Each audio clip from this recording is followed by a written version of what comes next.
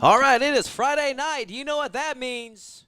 We are here live for the Ron Carter League City Game of the Week as we have the Nederland Bulldogs taking on Santa Fe Indians on their home turf in a homecoming game to remember.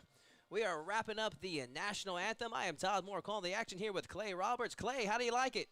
Man, I tell you what, we are here for homecoming, and everybody has come out. We've got almost a full stadium on our side, a full home team. I'm excited. We're going to get to see some high school football. Friday night under the lights, ladies and gentlemen, and there you see it. They are wrapping up the pregame festivities. We are about to have the opening coin toss here shortly as we have the 3-2 Santa Fe Indians looking for their first district win as they're taking on the Nederland Bulldogs.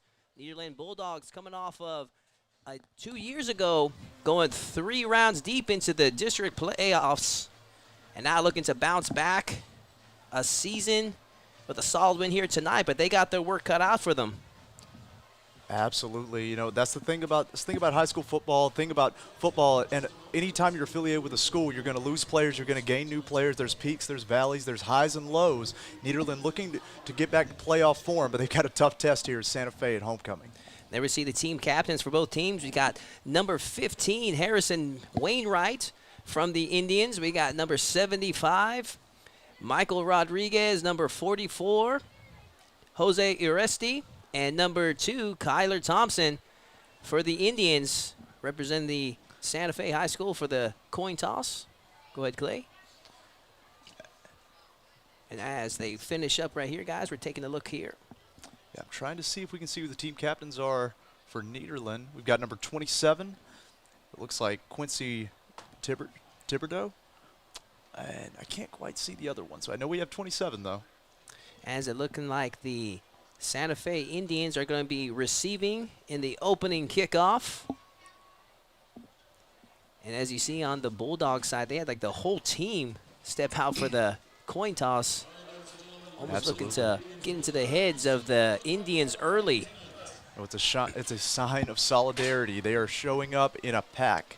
You know, Bulldogs don't show up in packs, but these just might.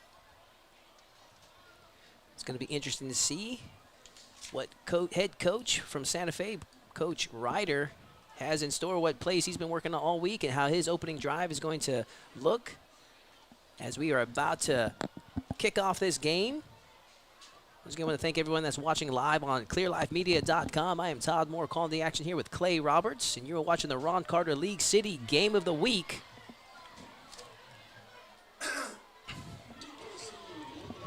You mentioned head coach Blake Ryder. He's already had success this year. Last year, a winless season for Santa Fe. This season, already got 3 under the belt. 0-2 in division play, though, so it'll be interesting to see what happens here.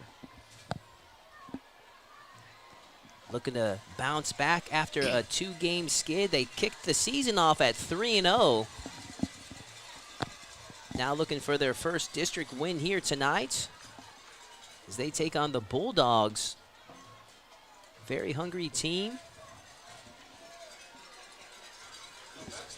So we see number 16, Carter Peeltree from the Bulldogs. Going to kick it off.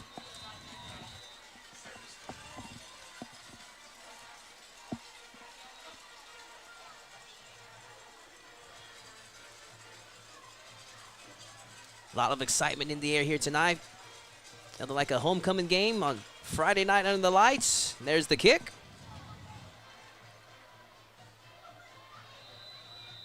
It's going to be a touchback on this one. Bounces into the end zone. I tell you what, the Santa Fe crowd is already really loud. They showed up in droves for homecoming. A lot of school passion here in the city of Santa Fe. Some key players Coach Blake Ryder was saying to look out for. Kyler Thompson, the senior out of Santa Fe. Also the quarterback, Jackson Stroud. Also a fellow senior out of Santa Fe. As we see what the Indians have in store for the Bulldogs in this opening drive. This first down brought to you by Texas First Bank. There's a snap, quick handoff, and modest gain there for the Indians. I believe that was Case Albrecht under center there for the Indians. They came out in that traditional single back set, 2 tight ends in, and just Just pounding the ball up the side, just looking for some good fundamental football, see if we can get a rhythm going early. And number 6, quarterback Case Albright. Shotgun formation, fakes a handoff and passes it to number 2, Kyler Thompson. So he makes the drive just short of a first down. Absolutely, a good little move there just to get a few extra yards, fighting through tackles. It was a little finesse, a little fight, and he got himself close to a first down. The Indians are just about a yard short, 3rd and about 1. This 3rd down is brought to you by Santa Fe Texas Education Foundation. Case Albright takes a snap, hands it off.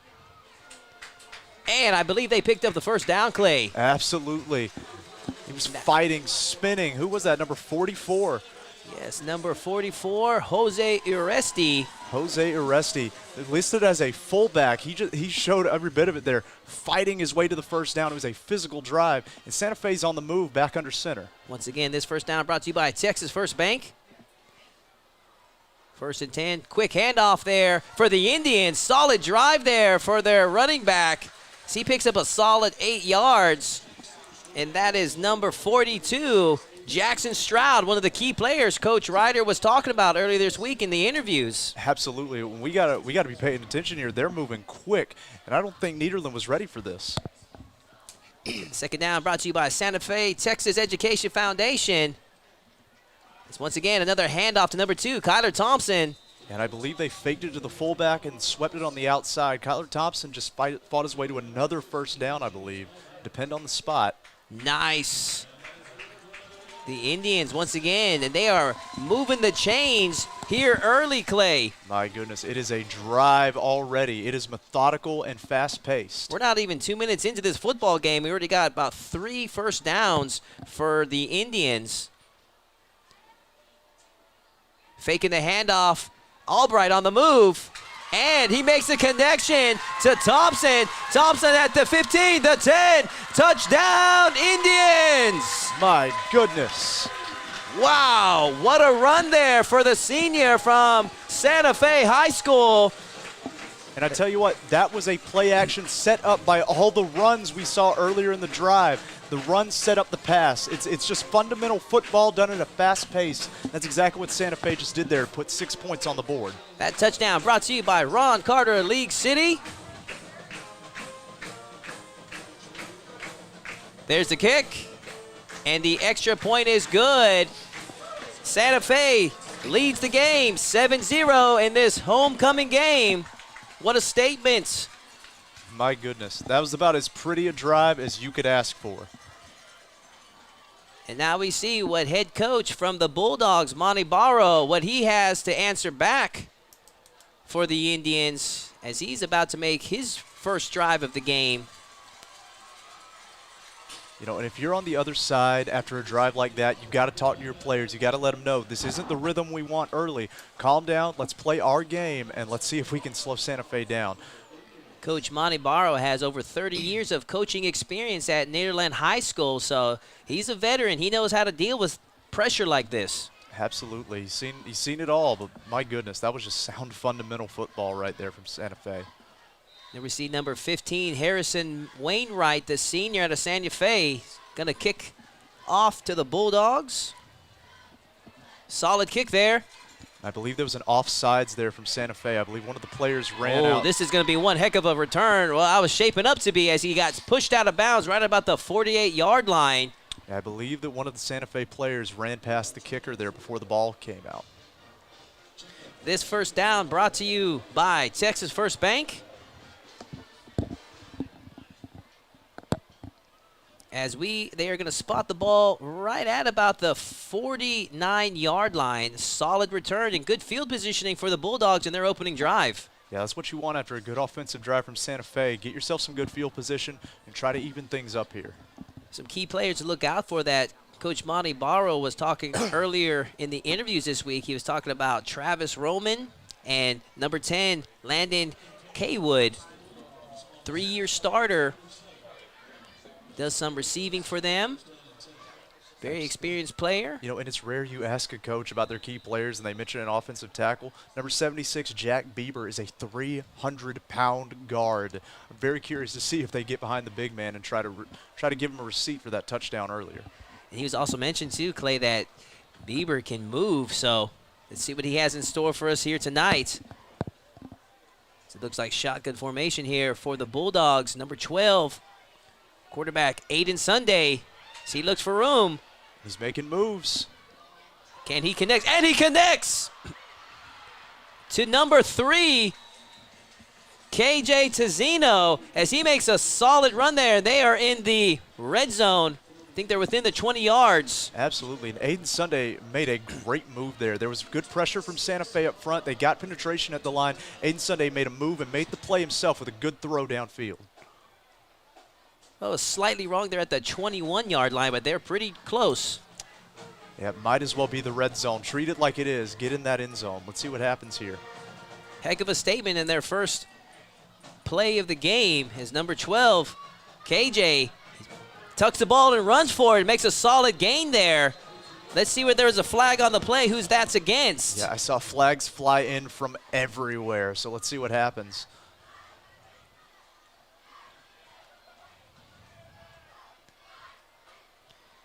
You know, we talk to the coaches each week, and they stress so much about learning from their mistakes.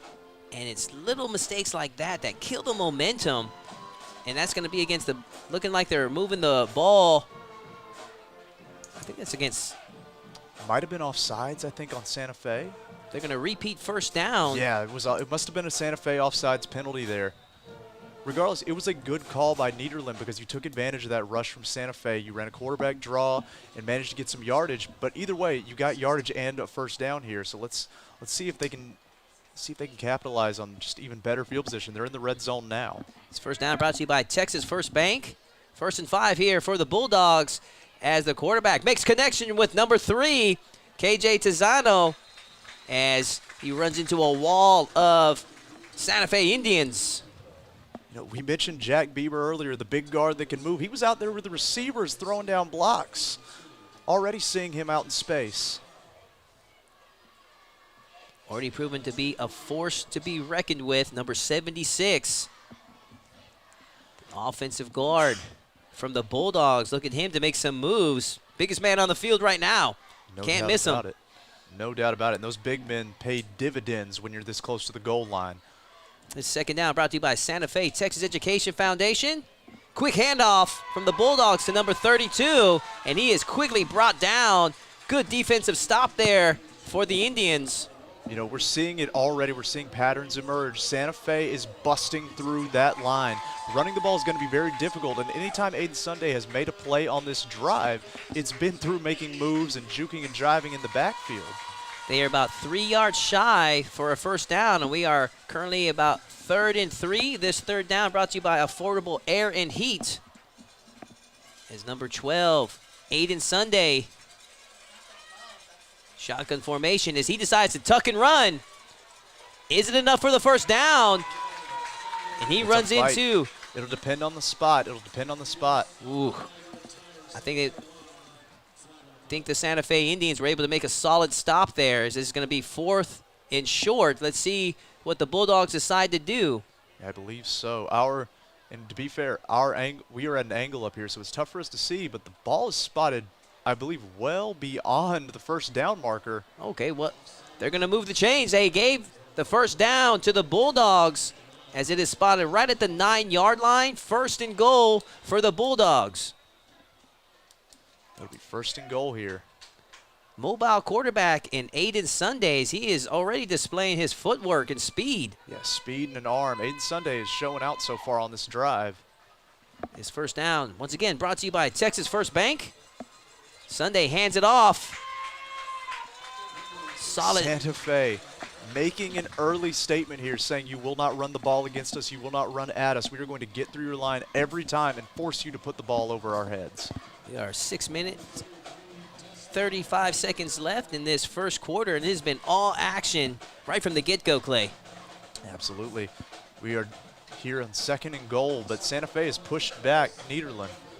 It's a big game for Santa Fe. Their homecoming game, they do not want to be embarrassed here tonight. The Bulldogs have no concern with that. Oh, solid pass attempt there. Intended target, number 3, KJ Tizzino, as he was just a little bit short. And you know what? Those are the type of plays that you need your wide receivers to make, because that was right in his hands. Absolutely. I believe Aiden Sunday might have felt the pressure, though, there. There was a Santa Fe player in his face on the fake play action to the screen. I think it might have caused that ball to maybe not hit him in the chest. It did hit him in the hands, but it might have been a little low. I'm not quite sure. This third down brought to you by Affordable Air and Heat. They are 3rd and goal here for the Bulldogs. Currently down by 7, but we got a lot of football left to play. Sunday on the move.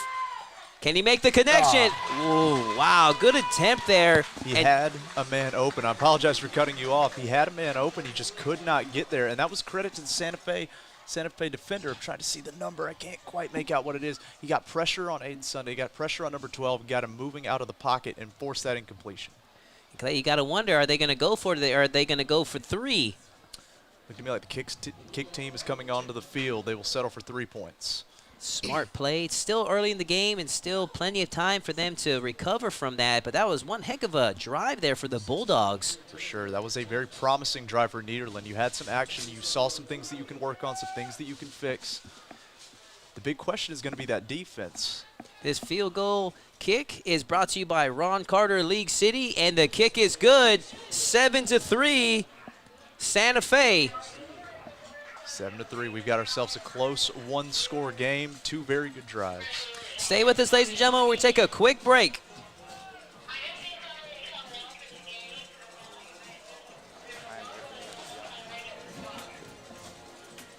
So far, so good, brother. Looking good, my man. Nobody said it would be easy. We do it anyways, and we've been doing it for years. It became our mission, a mission to give back to the community.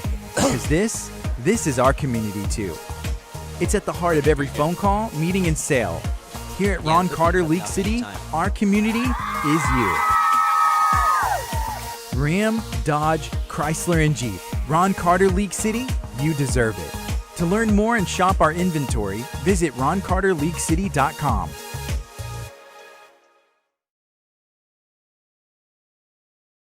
We are back, and as Nederland had to settle for a field goal, the Santa Fe Indians currently lead the game 7-3 as the Bulldogs are about to kick it back off to the Indians. The Indians have a lot of support here tonight. This is their homecoming game.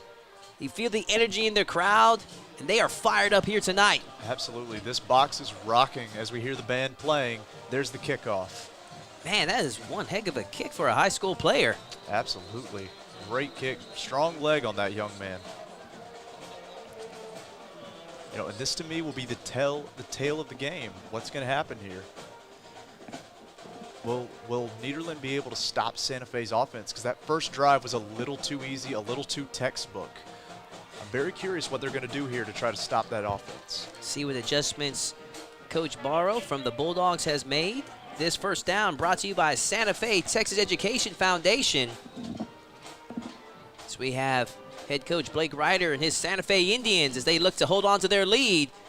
Shotgun for, the ball is loose. Let's see who comes up with it. My goodness. Is that a Bulldog ball? That is. Defense recovers. It was a bit of a bobbled snap. It was a high snap from the get-go. And Nederland has recovered the ball. My goodness, that's, you know, if you're on that defensive side, that's actually exactly what you need from Nederland, because you need something to stop that rhythm of Santa Fe. And that's going to do it. That'll definitely stop the rhythm, no doubt. It is big breaks like that that can pull off an upset win. As turnover on that first down. That was a huge play there for the Bulldogs. Absolutely. It all started with that high snap. It threw off the rhythm of the whole play. And now we get to see Nederland come back out on the field after a pretty solid drive before. But you got to believe they're thinking 6 points instead of 3. This first down brought to you by Santa Fe Texas Education Foundation. So we have quarterback Aiden Sunday. A mobile quarterback is a dual threat with both the arm and can move the ball on his feet. Let's see what he has in store for us as he hands the ball off. Solid 5-yard gain there for the Bulldogs. Yeah, that was one of the best runs that Nederland has had all night. You know, they've struggled to stop that offensive line. They struggled to stop the defensive line, of Santa Fe on that first drive. This time they got a few yards there. It's a good look there for the Bulldogs. The second down is brought to you by Affordable Air and Heat. As we are 5 minutes and 10 seconds left in this first quarter, and it's been an exciting one at that. Interesting to note, in that first drive, well, they go back to the shotgun here. We haven't seen number 12 get under the center too much for that. Here we go. Aiden Sunday looking for his target. Connects with number 10, Landon Kaywood, as Kaywood is just short of the first down as he is clipped by it looks like number 19 from the Bulldogs. That is Gunnar Baker. And that right there is where you see the 30-year experience of Montebaro come in. He is punishing an aggressive defense by running screen plays and forcing the ball over their heads. Very smart call there. He's going to make the defense start thinking twice about rushing straight to the quarterback. This third down brought to you by Who's Hoot Realty Group. Buy, rent, sell, or lease with Who's Hoot Realty Group. You can hear the homecoming crowd got their defense chant. Aiden Sunday on the move, and he runs right into miscommunication there with one of his guards as he runs right into a Santa Fe player. So I believe that was Dustin Haney that brought him down. He beat the man on the block, got into the backfield, and forced that to be a short run. Man, a heck of a defensive play there by Haney, because had Sunday gotten by that, I mean, he had quite the bit of room to run. This is a fourth down attempt here. This could be a huge play for this game.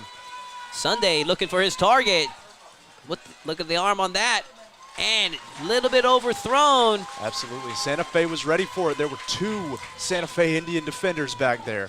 Solid defensive stop there for the Indians. That defensive stop is brought to you by M6 Global Defense, as now the Indians send their offensive team out.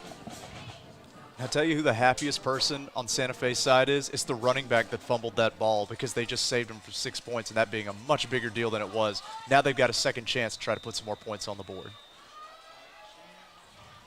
That's got to be a heartbreaker when the turnover ends up with nothing.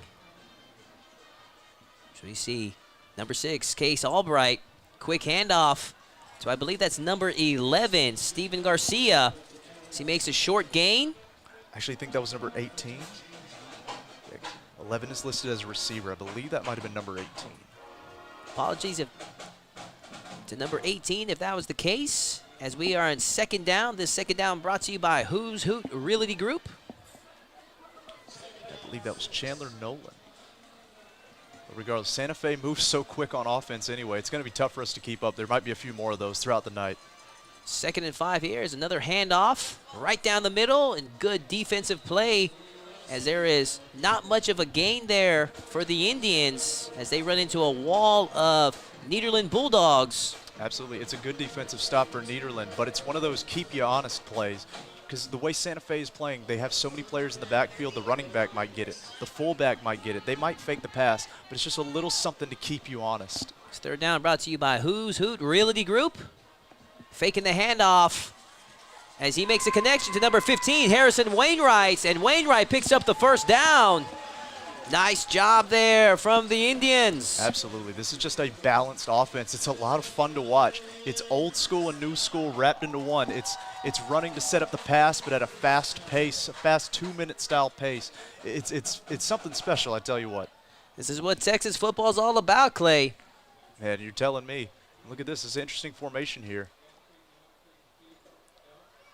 Case Albright pitches the ball. Oh, good defensive play there from the Bulldogs. That defensive play is brought to you by M6 Global Defense, as the Indians with no gain on that play. Yeah, they were ready for that sweep play. It was interesting because they had no one in the backfield and a bunch set on the left, but they motioned their running back around for the sweep. Nederland ready for it all the way, though. Stopped them for about a 1-yard gain. This second down brought to you by Affordable Air and Heat. Shotgun formation for Albright. He's looking for his target. He's got some room. Nearly intercepted. Goodness. Good pick there by number 6, Adrian Esquivel from the Bulldogs. And he had it in his hands. It's one of those where you look at your hands like, you've worked so well before, why didn't you work now? My goodness, he was beating himself up over that. But regardless, a really good play there, moving through the air, getting in the way of that ball and preventing a big play. Nice job there from Esquivel. That defensive play was brought to you by M6 Global Defense. We are 3rd and about 9 for the Indians. Quick handoff to number 42, Jackson Stroud. As Stroud, it's very close. I think they're going to give it to him. Let's see where they're going to spot the ball. Oh, it's going to be short. It's going to be short. We have an angle on that. That we can see. It's very close, about a yard. Man. And that was a good play, too. It looked like it was going to be almost a quarterback sweep, the quarterback motioning out to the right. And as he ran by the fullback, he hands it back off the other way, almost a counter play. And you know what, Clay? I think they're going to go for it. I like it. I like that offensive mentality. Yeah, the way this offense is rolling, why not? His 4th down brought to you by Affordable Aaron Heats. Oh, flag on the play. Absolutely, but they'll take a shot. Ooh-wee. Let's see who this – that's going to be one heck of a gain there if this one stands. We saw a flag, though. I believe it does. That flag was offsides. They let the play go, and you take a shot downfield on the offsides, a free play. And I believe that was Ryan Wayne Scott there on a huge, huge pass play. Nice job there from number 5, the junior out of Santa Fe High School, as he picked up about a 30-yard receiving gain there. Wow. Absolutely, and a brilliant football IQ from this young team to notice the offsides penalty and take that free play, take your big shot downfield, and you get rewarded for smart plays. I believe they took a timeout. This timeout is brought to you by Who's Hoot Realty Group. And we're going to take a quick break, ladies and gentlemen. Stay with us.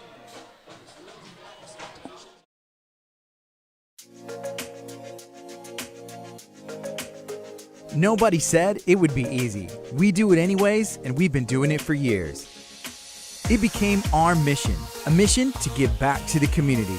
Because this is our community too. It's at the heart of every phone call, meeting, and sale. Here at Ron Carter League City, our community is you. Ram, Dodge, Chrysler, and Jeep. Ron Carter League City, you deserve it. To learn more and shop our inventory, visit roncarterleaguecity.com. Hi folks, my name is Chris Hoot. This is my wife, Diana Hoot.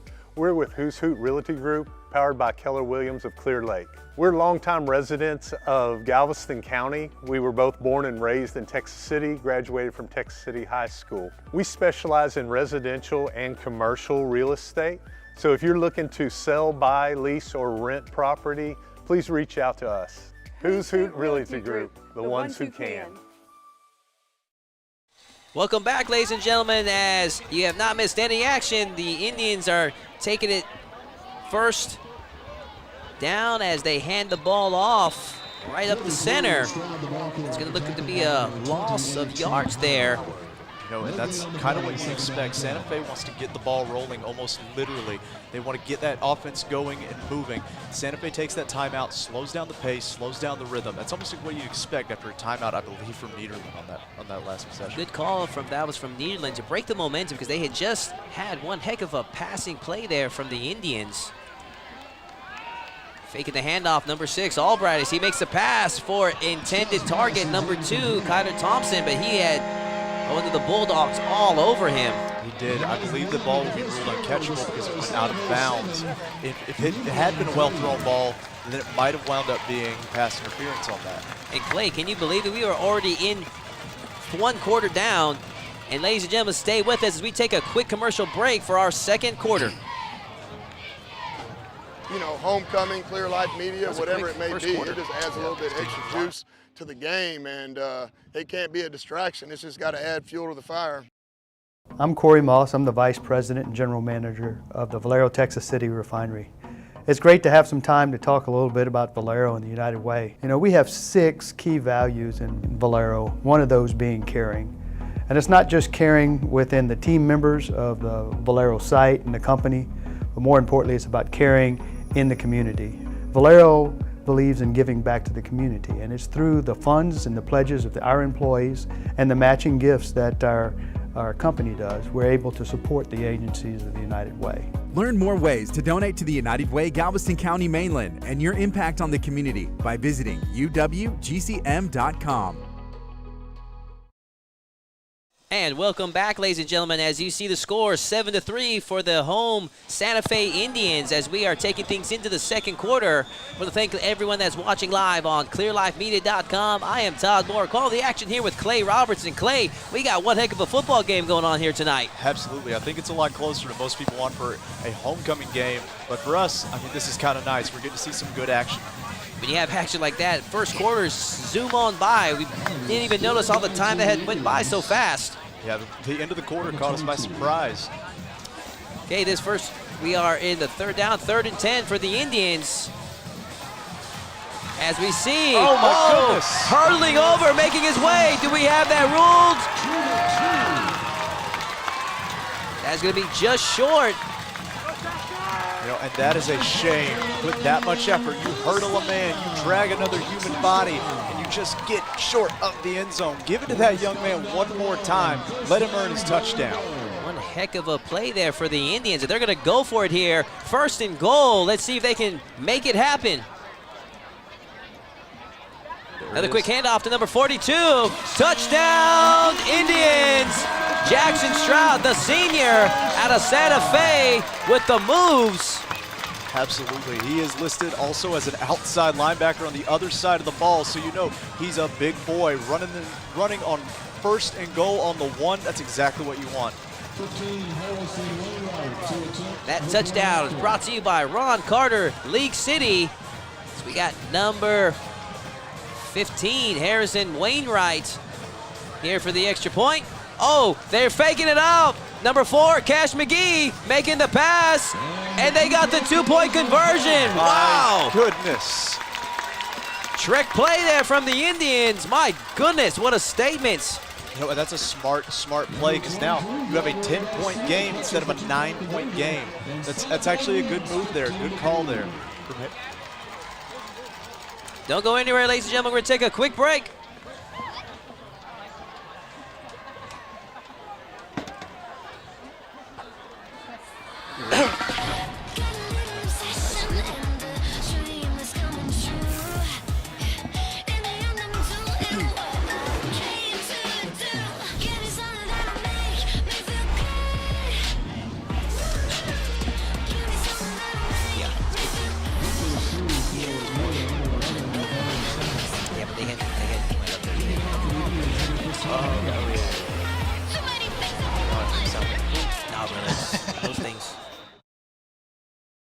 Thank you to Troy Chase Realty Group for sponsoring the Ron Carter League City Game of the Week. Get your dream home with Troy Chase Realty Group and learn more at troychase.com. Welcome back, ladies and gentlemen. As you see a short kick there from the Indians as we have number 14, Isaiah Hernandez on the move, and he is making one heck of a gain. He's at the 15, the 10, and let's see what they scored. It's close. We need a referee's call. They're going to spot the ball just short of the touchdown, but that was one heck of a return there. Over 50-yard return for the Bulldogs. I believe you said Isaiah Hernandez, correct? He has decided that he does not want this to be a blowout on a homecoming night. He has made some moves. He got them down inside the 1. It's up to the offense to finish up the job. Yeah, that was number 14, Isaiah Hernandez from the Bulldogs. It looks like maybe he stepped out a little bit further. It's going to be at the 11, which means technically that Nederland could get a first down and not get a touchdown here. It's not 1st and goal quite yet, I believe. This first down brought to you by Who's Hoot Realty Group. Buy, rent, sell, or lease with Who's Hoot Realty. Shotgun formation for number 12, Aiden Sunday, as he hands it off. And we had a solid defensive stop there for the Santa Fe Indians. That defensive stop is brought to you by M6 Global Defense. Absolutely. Santa Fe has decided that they will not let the ball be run on them tonight, at least not without a fight. I'll tell you this much. When we were talking to head coach Monty Barra from the Bulldogs earlier this week, and his team is all heart. 2 years ago, they were 3 rounds deep into the playoffs, had a rough last year, but this year they are currently 1-1 in district play, and they are not going to go down without a fight here at the Santa Fe's home turf. Yeah, living up to every bit of that Bulldog name here in this game tonight. Aiden Sunday, and see right here, referees blow the whistle. There's a timeout for Nederland. Timeout for the Nederland Bulldogs. And we're going to take a quick timeout ourselves, ladies and gentlemen. Stay with us.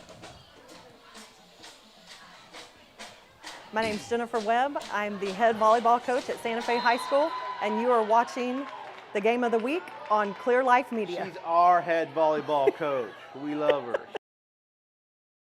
Hi, I'm Anna with Legacy Collision. We are a female-owned collision repair facility. Treat everybody like family. We can fix almost anything, and today we are going to fix his bumper up right.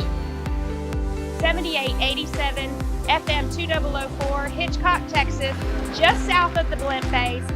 Come on down and see us anytime. If you have any questions, give us a call, 409-440-8900, and let's get to fixing this bumper.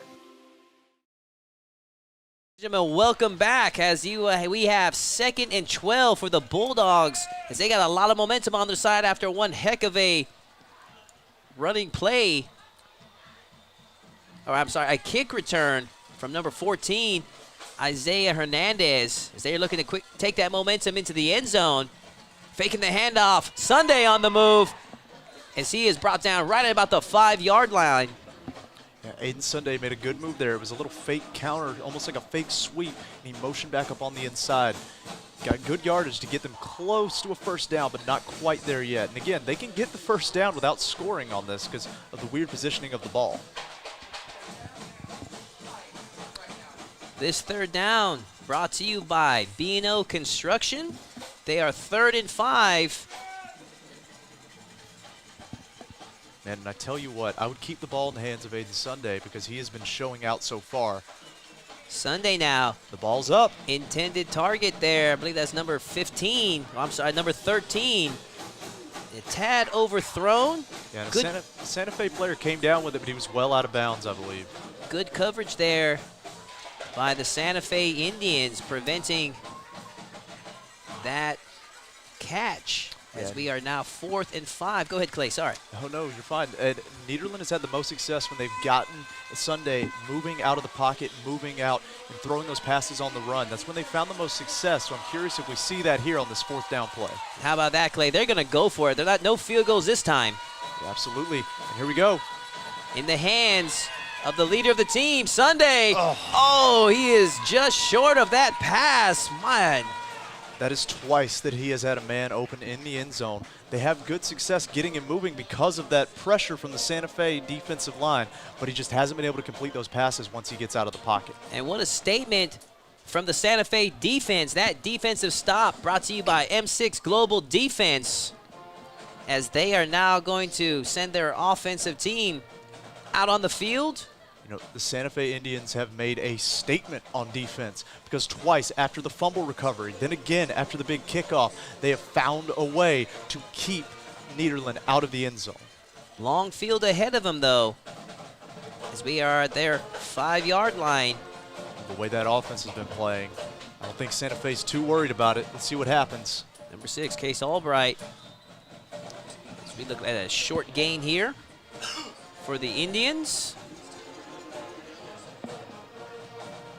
Santa Fe, again, they've been balanced on offense. We've seen it tonight. They're handing it to the fullback. They're handing it to the running back. They're passing off the play action. It's just been fundamental football at a fast pace. But here, they're actually slowing down, maybe trying to slow down the pace now that they have a two-possession lead. 2nd and 6 for the Indians. This 2nd down brought to you by Galveston College. Shotgun formation there for the Indians. Is a quick handoff right up the middle. Runs into a wall of Bulldog defense. Short gain, if any at all, for the Indians. Absolutely. And they had a man in motion to the opposite side, tried to run it back the other way. Nederland having none of it, stuffed it up in the middle. Very short gain, if any, on that play. This 3rd down brought to you by Watergrove Event Center. It's an elegant event venue in Dickinson, Texas. We thank them. And this is the slowest we've seen the Santa Fe offense run all night. This is methodical Santa Fe offense. Albright hands it off to the Indian player, Santa Fe Indian player, and Jackson Stroud again on that run. And I believe the slow methodical pace actually hurt Santa Fe there. I know they were trying to keep their back out of that end zone, but Nederland was just all over at that time. They were ready for the slow methodical football, and they were able to just shut it down there and keep the field possession on keep the field on close to their side of the field. My goodness, I am tongue-tied, folks. now when you have an exciting game like that, I mean, so much action going on in the field, unable to move the chains on that possession. Oh, it's a high snap. As they are going to send the punt unit out. A high short punt there from the Indians as the ball is going to be marked right at about the 42-yard line as the Bulldogs take over. You know, and I would be curious if Santa Fe has the same long snapper as they do their standard center, because that's the second high snap we've seen tonight. Head coach Monty Brown for the Nederland Bulldogs. 6 years as head coach for the Bulldogs, 30 years overall experience. And he is showing a lot of poise here tonight with a young team. Yeah, and these young men, they're keeping their head on straight. They haven't letting the scoreboard bother them. They're just playing good fundamental football. This first down brought to you by Water Grove Event Venue in Dickinson, Texas. There haven't been too many penalties either, other than the one that Santa Fe capitalized on for the big pass play. Number 12, Sunday, hands the ball off. No gain on that first down. That was number 34, Brandon Touchstone. Busted up the middle of that line and got a huge tackle for a loss on that play. Nice job. Nice defensive play for the Indians. Second and about 12 for the Bulldogs. The second down brought to you by Galveston College. The Santa Fe defense is just having none of the running game. So I've got to believe they're going to try to pass here on second down. Maybe a run on second. The third down will definitely be a pass play if they get there. Shotgun formation for Sunday as he looks for his target. Oh, a little high there for intended target. I believe that was number 19, Gunnar Baker. Yeah, and I believe number 11 got in the backfield there. I believe that was Steven Garcia that got in the backfield there and caused the pressure and forced that high pass to what would have been a big reception there for Nederland. But no, Santa Fe's defense, once again, the pressure, once again busting through the line, and forcing the incompletion.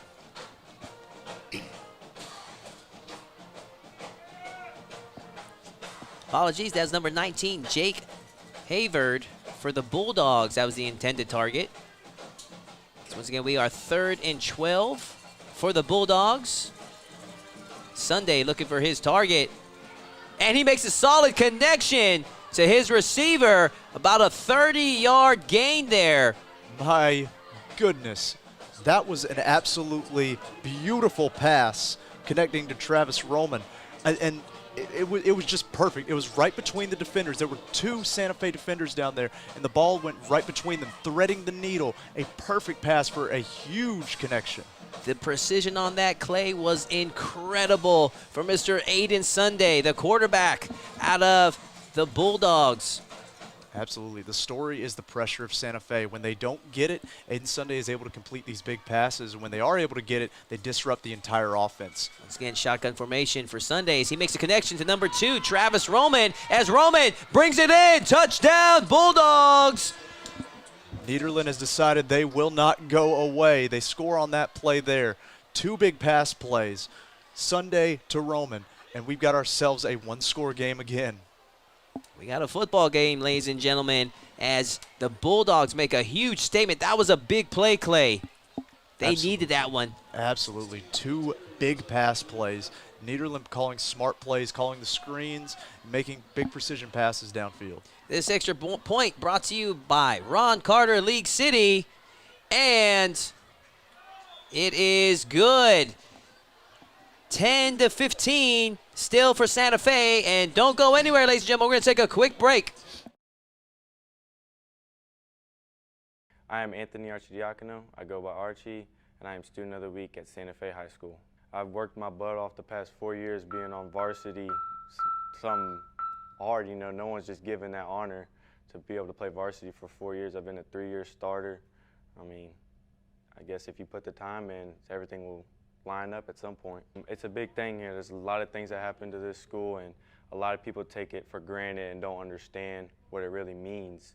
But it's the people who do understand, and they want to give it everything you have to be an Indian. I think it's important because I would want the same thing back from all the other students here to come support our football games, our basketball games, whatever events going on. I'd want the same support back as I'd give for someone else. I want to say thank you to Galveston College for sponsoring the Student of the Week. Begin your path toward a rewarding career by enrolling at Galveston College. Choose from 50-degree and certificate programs. Galveston College, your home away from home. Learn more at gc.edu. Welcome back, ladies and gentlemen, as the Bulldogs kick it off to the Santa Fe Indians. There you see the score, 10-15. Bulldogs strike with their first touchdown of the night as they close the Santa Fe gap. It is now a 5-point game. Absolutely. I tell you what's been a short story here, a pivotal background story is the field position game. The kicking team for Nederland has kept Santa Fe pinned close to their own end zone, and they've not been able to get their backs off of there. When they are scoring on these drives, they're huge chunk plays. They're not able to really get the rhythm going. Curious if Santa Fe comes out again with this fast offense. It's going to be interesting to hear from Julie Garcia from Galv County News on the highlights of this game. This has been one heck of a game so far, Clay. Absolutely. Best one I've called all year, I tell you what. First down for the Indians. Quick handoff there. He's run right up the middle. Short gain, if any at all, for the Indians. Picks up 4 yards. A little fullback handoff. They're loading up that backfield. Fullbacks, running backs. You don't know who's going to wind up with the ball, and it's keeping Nederland on their toes. But so far, they're doing a good job of defending the run. It's the play action that's been beating them so far. This second down brought to you by B&O Construction. Faking the handoff. There it is, the play action. Solid pass there. And catch by number 44. Jose Uresti on that big pass play, big catch right there. Senior out of Santa Fe High School, and they are moving the chains. You know, it's rare in 2022 that you see a fullback get involved this much, but you're seeing it here. Santa Fe they have a very versatile offense. You don't know who's going to wind up with the ball. It keeps the defense on their toes, keeps them guessing. Number 6, Case Albright, quarterback out of the Santa Fe Indians. Shotgun formation as he makes connection to number 2, Kyler Thompson. As Thompson makes a solid gain there of about 6 yards. That'll bring us to second and about 4. We saw that spin move there from Kyler Thompson. He's listed on our position chart as a quarterback and a cornerback, but there we saw him catch a pass. So obviously the guy's an athlete. What a play. The second down brought to you by B&O Construction. It's the Indians. Take the ball, quick handoff there from Albright. About a 1-yard gain. And again, it's just trying to keep them honest. You don't know if they're going to run the ball. You don't know if they're going to play action. You don't know if it's going to be another one of those short screens. Santa Fe's offense just keeps that defense on its toes and keeps them honest. I'm very curious to see what they call here on this third down. That run was from number 42, another one of their key players on the Indians, Jackson Stroud, the senior out of Santa Fe High School. Shotgun formation for Case Albright as he makes a connection to number 15, Harrison Wainwright, as once again another first down picked up by the Indians. That was a simple curl timing route. Run a few yards out, get just enough for the first down, spin around, and the ball should be right there in your hands. Great play there from Santa Fe to move the sticks. A thing of beauty there from Santa Fe Indians as we picked up another first down. This first down brought to you by Galveston College. Case Albright with the snap and handoff to number 42, Jackson Stroud. Short gain by Stroud. Todd, I tell you what, I don't know Jackson Stroud, but I get a feeling I like him. The way he plays football, it's just he lives 3 yards at a time, just drag someone forward. It didn't get many there, but again, it's that keep you honest kind of play. It's just drag the pile and just make people think, oh, but we got a face mask, I believe, on the defense. And you talk about Jackson Stroud, I mean, that guy will just punch you in the mouth. He just tucks it in, ducks his head, and just plows right through you. I tell you what, at this level of football, at any level of football, you want players like that. You want players that get excited about just getting the opportunity to hit someone, get the ball in their hands, and attack. Bad break there for the Bulldogs as really harsh penalty is going to bring them about 15 yards back. We talked about the field position game. We talked about Nederland being able to keep Santa Fe on their side of the field, and that's not going to help. You're actually helping these long drives along, and it's probably going to wear that defense out even more. Here we go, first down. This first down brought to you by Water Grove Event Center in Dickinson, Texas. Quick handoff by the Indians, and they're going to get a short gain there off that drive.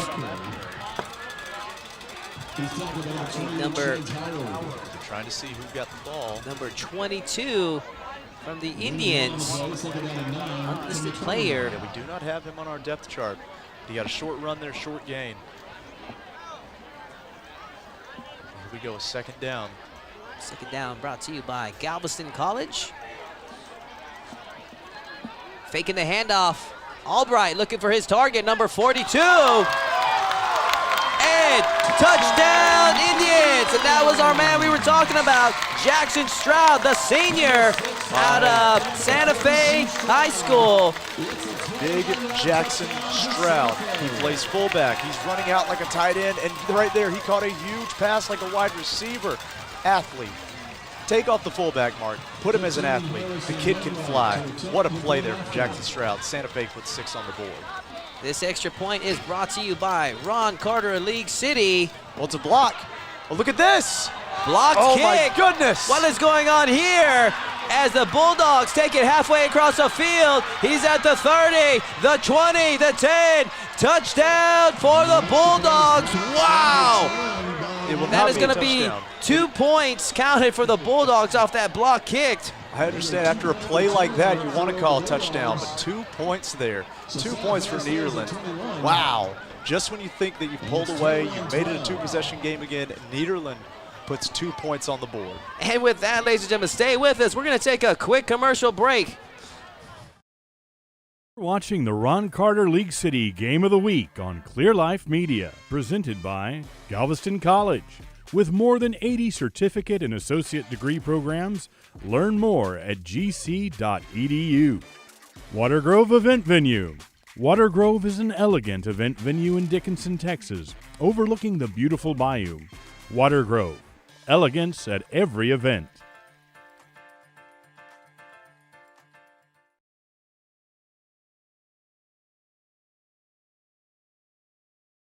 Ladies and gentlemen, and you are in for one heck of a game as we are currently standing at 21-12. And don't let the on paper can be misleading for what is proven to be an exciting game, Clay. Absolutely. We see the kickoff here. You know, the old expression, it's not the size of the dog in the fight, but the fight in the dog. And Nederland, the Bulldogs, they've come out ready for a fight. One heck of an analogy, my man, as the Bulldogs are going to take over right at about the 37-yard line. And there's been so much action, I've been losing track of the time, but we got 3 minutes left in this first half. Yeah, we are calling things a mile a minute on this one. It'll be interesting to see how Nederland comes out on this play with so little time left on the clock, and you're down by 9 points here. Man, a blocked kick brought all the way back down. Yeah, you don't see that too often. You don't see that too often. Here we go. Receivers out on this play. They're going to finish this first half off with a bang as Aiden Sunday looking for his target. Short pass, and it's going to be a modest gain. And it's a good call by Nederland, but Santa Fe was ready for it. They've been trying to punish that rush, that defensive rush from Santa Fe with those screen plays. That time, Santa Fe was ready for it.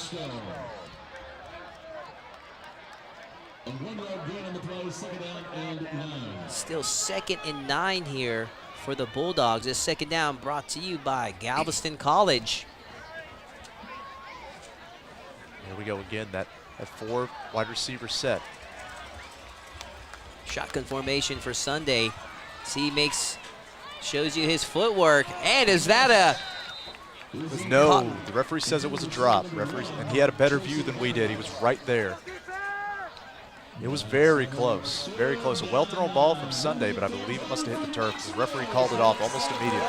Good effort from the wide receiver from the Bulldogs, and that leaves us now, once again, with 9 yards to go, but we are at 3rd down. 3rd and 10 here, and we've got a ways to go. This 3rd down brought to you by Water Grove Event Center. Yeah, and Santa Fe has one player that just keeps busting through the line over and over again. They cannot contain this rush. Once again, Aiden Sunday looking for his openings. Can he make a connection to number 3? Great defensive play there by the Indians as number 2, Kyler Thompson from the Indians, was all over the Bulldog there. Absolutely, and head coach Blake Ryder called out Kyler Thompson, said he's one of our best players. We saw it there.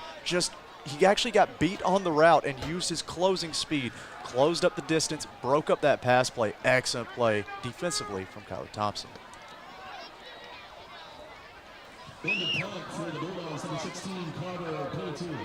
No, and here's the thing we're going to see here. Nederland will punt the ball away, but Santa Fe has shown they have a quick offense when they can get it going. So I'm curious here if Santa Fe will maybe try to score here with 2 minutes left, because those pass plays left a lot of time on the clock. I believe a timeout called. We are going to take a timeout ourselves. Stay with us, ladies and gentlemen. Watching the Ron Carter League City Game of the Week on galvnews.com and Clear Life Media. Presented by Grease Monkey Oil Changes and more. Get one service and get the second one at half off. Bring your car to get serviced by the Grease Monkey in Texas City. Affordable Air and Heat. Affordable air is everywhere. I almost forgot about A&A Machine and Fabrication LLC is a full-service machining and fabrication facility in Lamarck, Texas. Thank you, A&A Machine and Fabrication, for supporting the Ron Carter League City Game of the Week. Learn more at aagroup.com. A&A Machine and Fabrication. Quality people making quality products. And thank you to our sponsors, A&A Machine Fabrication, that you just saw there. Welcome back, ladies and gentlemen. We are punting the ball to the Indians,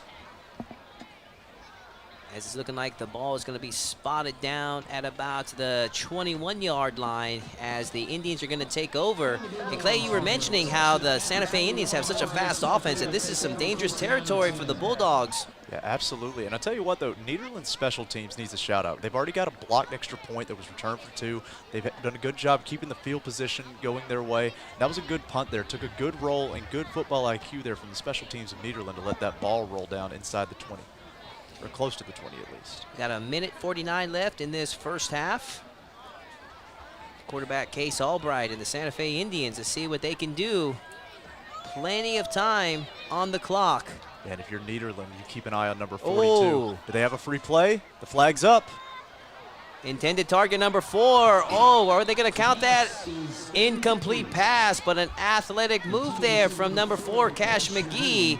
And heck of a defensive play from number 18, Jesse DeLio out of the Bulldogs. Yeah, and I believe they get a free play there because there was an offsides on the Nederland defense. Very good football IQ there. You get a free play, you get the free first down, or free 5 yards regardless. Might as well just take a shot downfield. They got a huge chunk play on it earlier, huge gain earlier. Didn't quite get it this time, but you still get the 5 yards. 1st and 5 for the Indians, as the Bulldogs will review that play. Short gain there by the Indians, number 42. And I'm noticing now Santa Fe has all 3 of their timeouts. I believe that is correct. Santa Fe has all their timeouts, so they can kind of run their offense the way they want. Just keep that motion, keep it moving. And if you need to take a timeout, don't be afraid to take a timeout. Once again, another first down picked up from the man, Jackson Stroud, the senior out of the Santa Fe Indians. Albright, quick pitch to Stroud once again as he is pushed out at about the 45-yard line, moving the chains. Another first down gained from the senior. Jackson Stroud has absolutely been one of the best players in this first half. He has done it all. He has blocked, he has caught, he has run, he has scored. He has done everything you could ask a player to do, and he has done it with efficiency. This first down is going to be brought to you by Watergrove Event Center out of Dickinson, Texas. We have 44 seconds left in this first half. Case Albright takes a snap. Quick handoff to number 2, Kyler Thompson, as Thompson is brought down with about a 1-yard gain. Yeah, it looks like they're still content to run their offense the way they normally would. That's a little sweep out to the running back there to try to get some yardage outside. Nothing too hurried up here, but just still running that offense. Maybe trying to set up a play action, if I had to guess, setting up these run plays, because they've scored big on play action so far this game. As Thompson collides with a wall of Bulldog defense, that play was brought to you by Legacy Collision. Second and about 7 for the Indians. Shotgun formation, quick handoff. So I believe is Jackson Stroud. That way again, just dragging Bulldogs along the way for about 2-3 yards. Third and about 4 for the Indians, as we have 30 seconds left in this first half of the game. I would not be shocked to see play action here. Why not take a shot? It's homecoming. You've got the homecoming crowd. Why not take a shot and see if you can get them alive before halftime? 21-12, Santa Fe Indians. And referees blowing the whistle. Nederland will take their last timeout. And we are going to take a quick short timeout ourselves, ladies and gentlemen. Stay with us.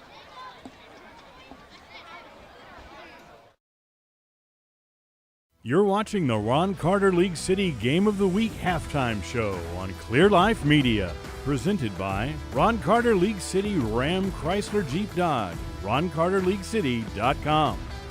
United Way Galveston County Mainland, united we will. The United Way Galveston County Mainland is tackling the tough problems in our community. Troy Chase Realty Group, find your dream home.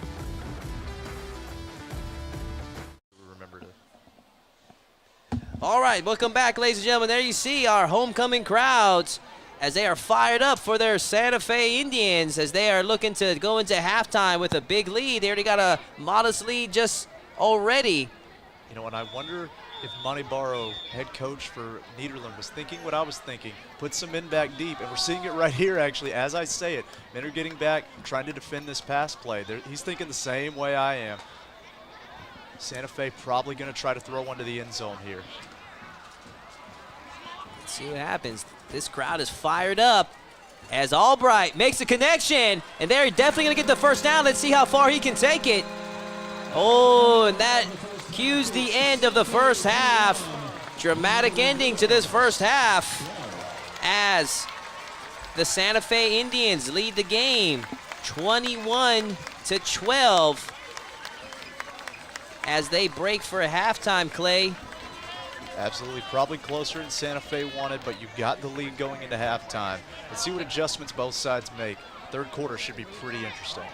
And stay with us, ladies and gentlemen. So in our halftime, I'm going to be talking with Galveston County News' Julie Garcia. She's going to talk to me about some of the highlights. But in the meantime, we're going to take a quick commercial break and stay with us. Jackson Stroud, Santa Fe Indians, and you're watching the Game of the Week on Clear Live Media.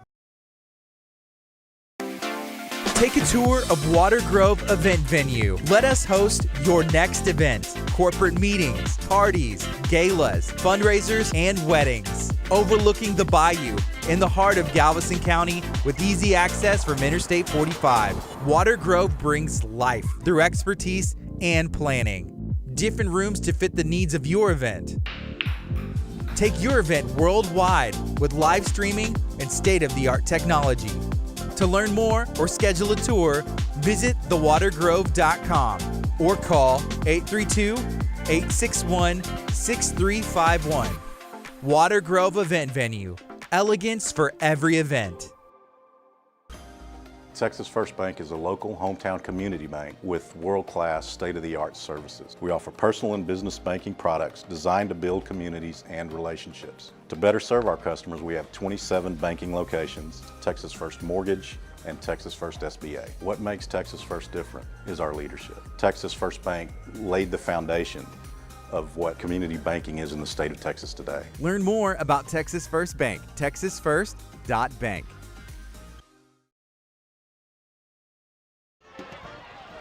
Ladies and gentlemen, as you see our halftime show going on right now, pretty soon here we're going to be joined by Galveston County News' Julie Garcia. She's been taking some notes of the highlights of today's game. And so far, so good. Clay, how do you like it so far? So far, it's been an exciting game here, homecoming. Sometimes you think blowout. Not tonight. Nederland showed a little play. It's been an exciting first half so far. And you know, we were talking earlier this week with head coach Monty Barrow from the Nederland Bulldogs, and you know, he came across very modest, you know, not cocky at all. I mean, this man has a lot of experience, and he's a 30-year veteran for a reason, Clay. Absolutely. When you're in the game for 30 years, no matter what that game is, you normally develop a sense of like when you have a good team, when your team needs some work. When you're humble, it's normally dangerous. When they're aggressive and they say that you need work, that's when things are going well. But when they're humble, things are probably going pretty well. There you see some of the action from on the halftime field, or on the football field during halftime. Santa Fe Indians ahead 21-12. Thank you guys that are joining us live on clearlifemedia.com. I am Todd Moore, calling the action here with Clay Roberts. And we are about, you see the Santa Fe band. We are about to talk to Galveston County News' Julie Garcia. We get set up here shortly. We got about 22 minutes left in this halftime. And then Clay, the Santa Fe Indians' offensive line is just one heck of a balanced offense. They can both run, they can both throw the ball with intense precision there. Quarterback Case Albright looking sharp there for the Indians. Yeah, absolutely. That Santa Fe offense has been something to watch. Although we did see Nederland kind of pick it up in that second quarter and really kind of bring it to a halt. We saw that offense slow down, and we saw the defense kind of pick things up. For me, the big story is what the Santa Fe defense has been doing, just getting pressure on Aiden Sunday, and that the offense produced. Also, to balance things out on the other side of the ball, Nederland Bulldogs, their quarterback, Aiden Sunday, has been showing some impressive moves himself. He's been making quite the statement. He's got quite the supporting cast for him. We were talking earlier this week with head coach Monty Barrow. He was highlighting some key players. Number 10, Landon Kaywood. He's a 3-year starter that plays both sides of the ball. And then we got to see number 76, Jack Bieber, make a statement early into the game, didn't we, Clay? Absolutely. We've been seeing a lot, just all around, we're seeing fantastic plays from both sides of the ball, from both teams. It's just been one of the better games we've called this year, and I'm really excited to see what happens here in the third. All right, ladies and gentlemen, so we're going to show you some of the action on the field as we await Miss Julie Garcia from Galv County News. She's still getting set up, and we still have plenty of time left in this halftime, just over 20 minutes left. So stay with us, ladies and gentlemen. We want to thank everyone from clearlifemedia.com. You are watching the Ron Carter League City Game of the Week. We're going to leave you with some of the action on the field right now.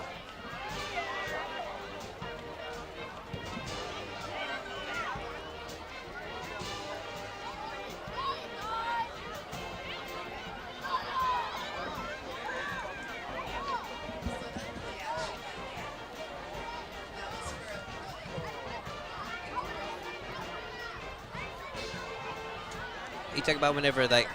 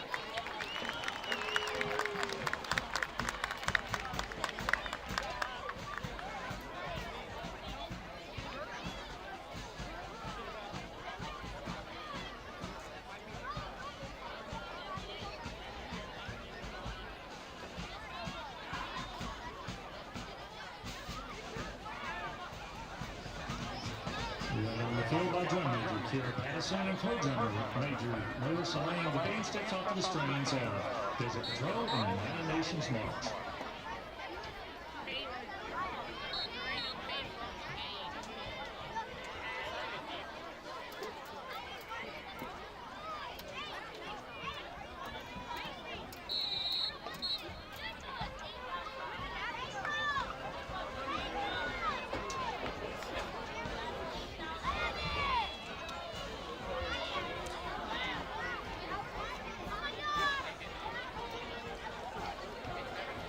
All right, ladies and gentlemen, I want to thank everyone that is joining us live on clearlifemedia.com. I am Todd Moore, joined here with Clay Roberts, and we are about to be joined by Galveston County's own Julie Garcia. She's been taking some highlights of tonight's game and some stats here and there. Miss Julie, how you doing tonight?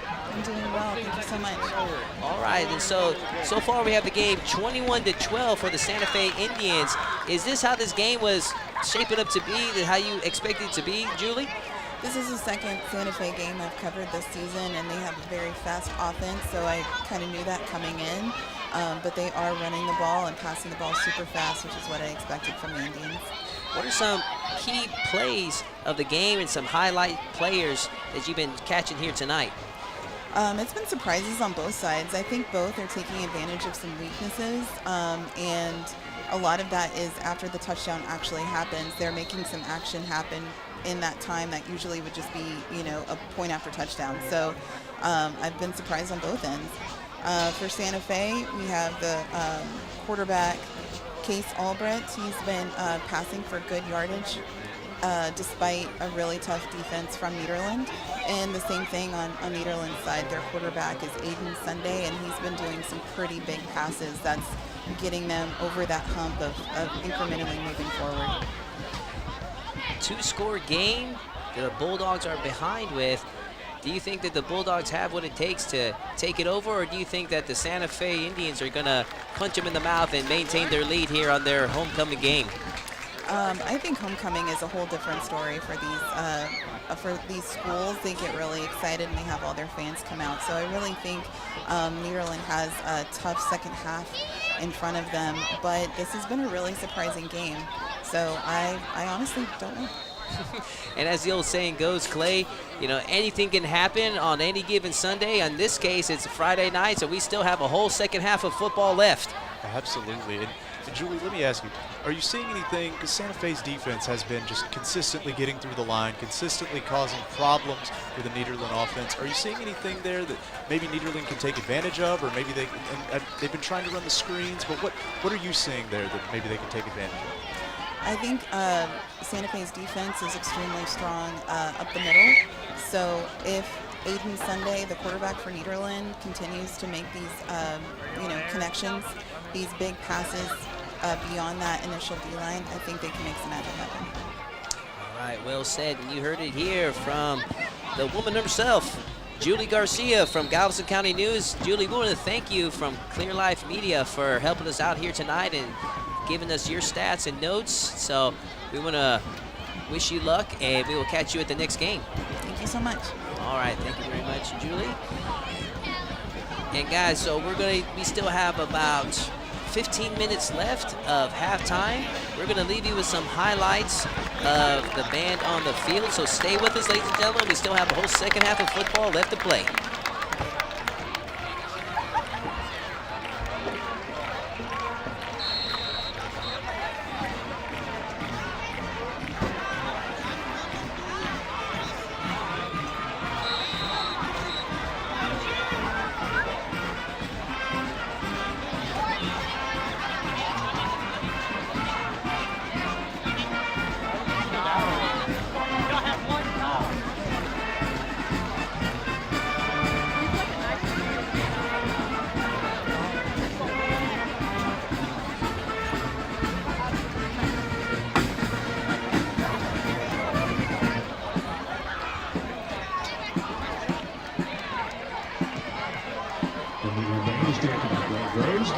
Congestion Plaza.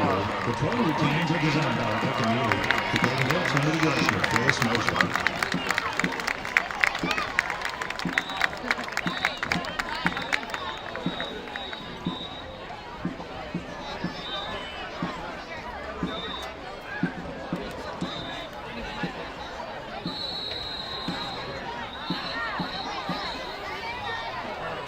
Copy that.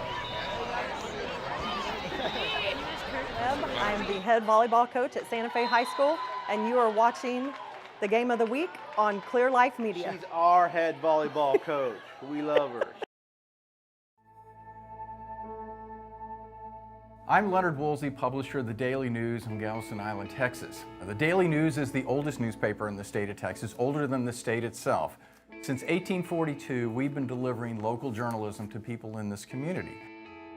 The Daily News is for everyone, but not everything in the Daily News is for everyone. The idea is we provide you content for today, help you look at tomorrow, and also all the content that's been generated in the history of Galveston County. Let's budget. I like to think that this is an important part of what we do here in Galveston County as well as here on Galveston Island. Inside the Texas Department of The stories we tell are important. They're about people's lives. They impact people's lives day in and day out. We know every day when we produce news, the news that we put out there matters to our community, but we are also providing news to our community about how to take care of them and their loved ones. Pick up a Daily News or go to galvnews.com today. The Galveston County Daily News. News you can trust and stories you can rely on. Thank you to Troy Chase Realty Group for sponsoring the Ron Carter League City Game of the Week. Get your dream home with Troy Chase Realty Group and learn more at troychase.com. The bell teacher of the week is Mrs. Gerke. The tribal bells are under the direction of Miss Ashley Hardage and Mrs. Holly Davenport. Tonight, the tribal bells are proclaiming a military routine to the music selection Toxic.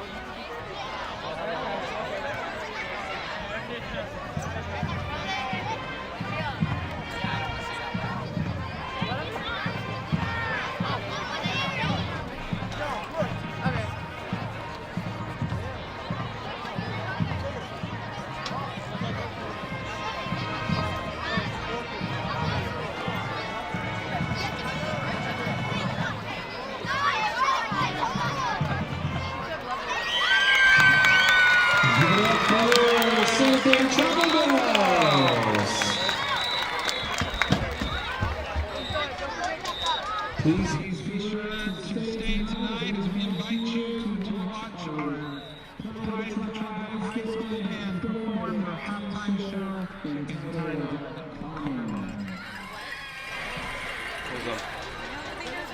I don't know.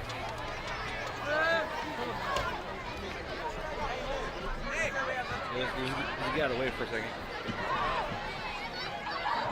To continue our halftime this evening, we will be continuing with our homecoming court announcement.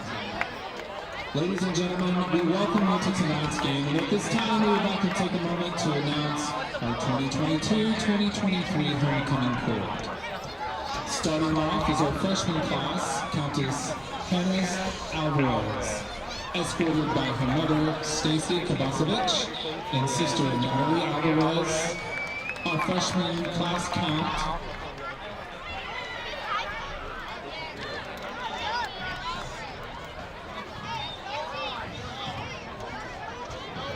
Miss Hannah Alvarez.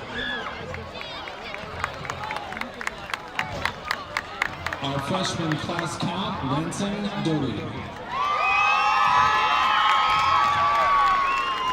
escorted by his mother Jerica Doty and father Trent Doty. Mr. Ransom Doty.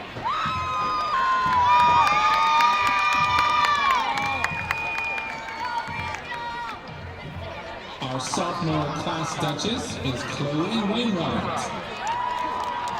Chloe is escorted by her mother, Donna Wainwright, and father, Trappist Wainwright.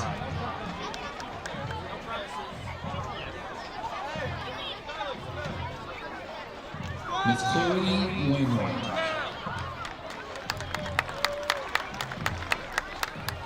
Our sophomore class duke is Mason Crabble. Mason Crable is escorted by his mother Jessie Crable and father Matt Crable.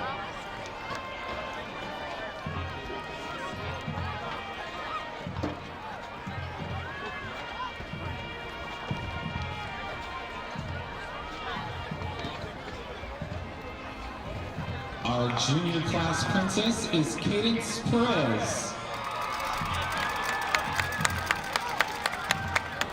Cadence is escorted by her mother, Cassandra Lacey. Miss Cadence Perez.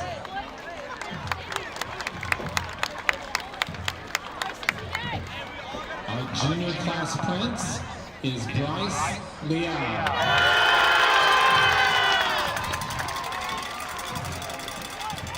Bryce Leal is escorted by his mother, Ashley Leal, and father, Tony Leal.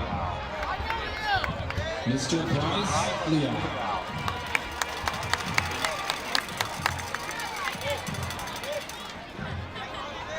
And now for our senior class nominees for King and Queen. We have J.C. Raybon. J.C. Raybon is escorted by her grandfather, Clifford Johnson. Miss J.C. Raybon.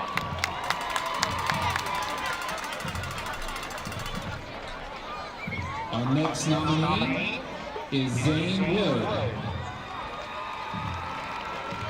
Zane is escorted by his mother, Savannah Wood, and father, Zachary Wood.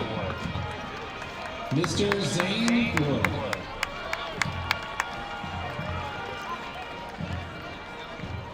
Our next nominee is McKenna Mitchell. Kurt, we gotta move. Who told us to move? McKenna is escorted by her mother, Julie Mitchell, and father, Ricky Mitchell. Miss McKenna Mitchell.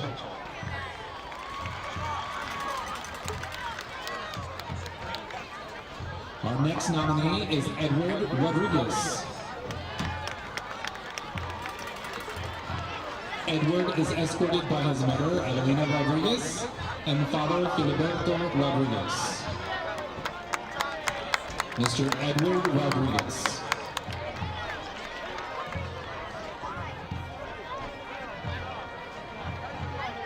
Our next nominee is Dakota Mara. Dakota is escorted by her mother, Christy Mara, and father, Justin Mara. Miss Dakota Mara.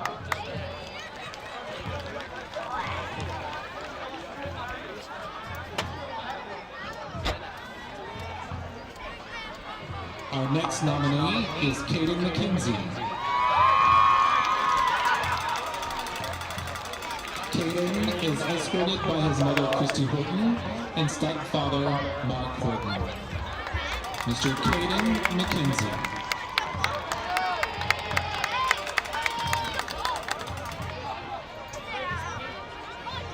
Our next nominee is Miss Madison Finch. Madison is escorted by her mother, Heather Finch, and father, Chris Finch. Miss Madison Finch.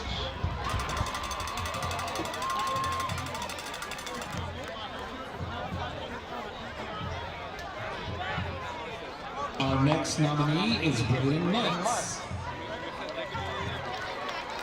Braden is escorted by his mother, Chrissy Lutz, and Father Nathan Lutz. Mr. Braden Lutz.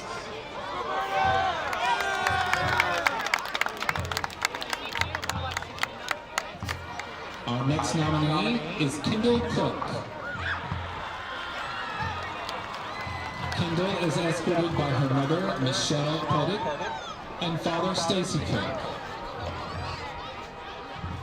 Miss Kendall Cook.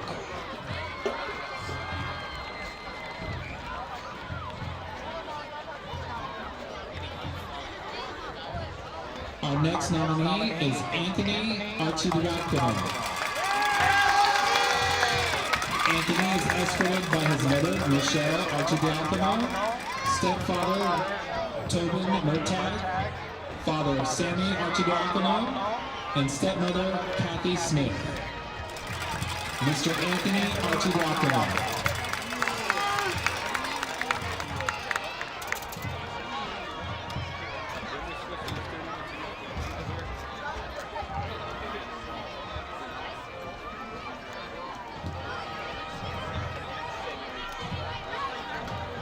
And now, the moment you've all been waiting for. Our 2022-2023 homecoming king is Zane Wood.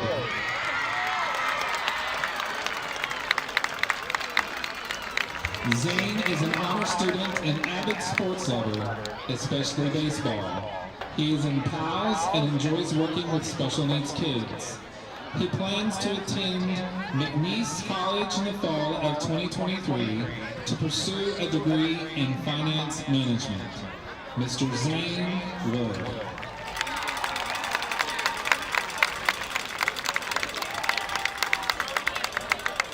Our 2022-2023 homecoming queen is Dakota Mata.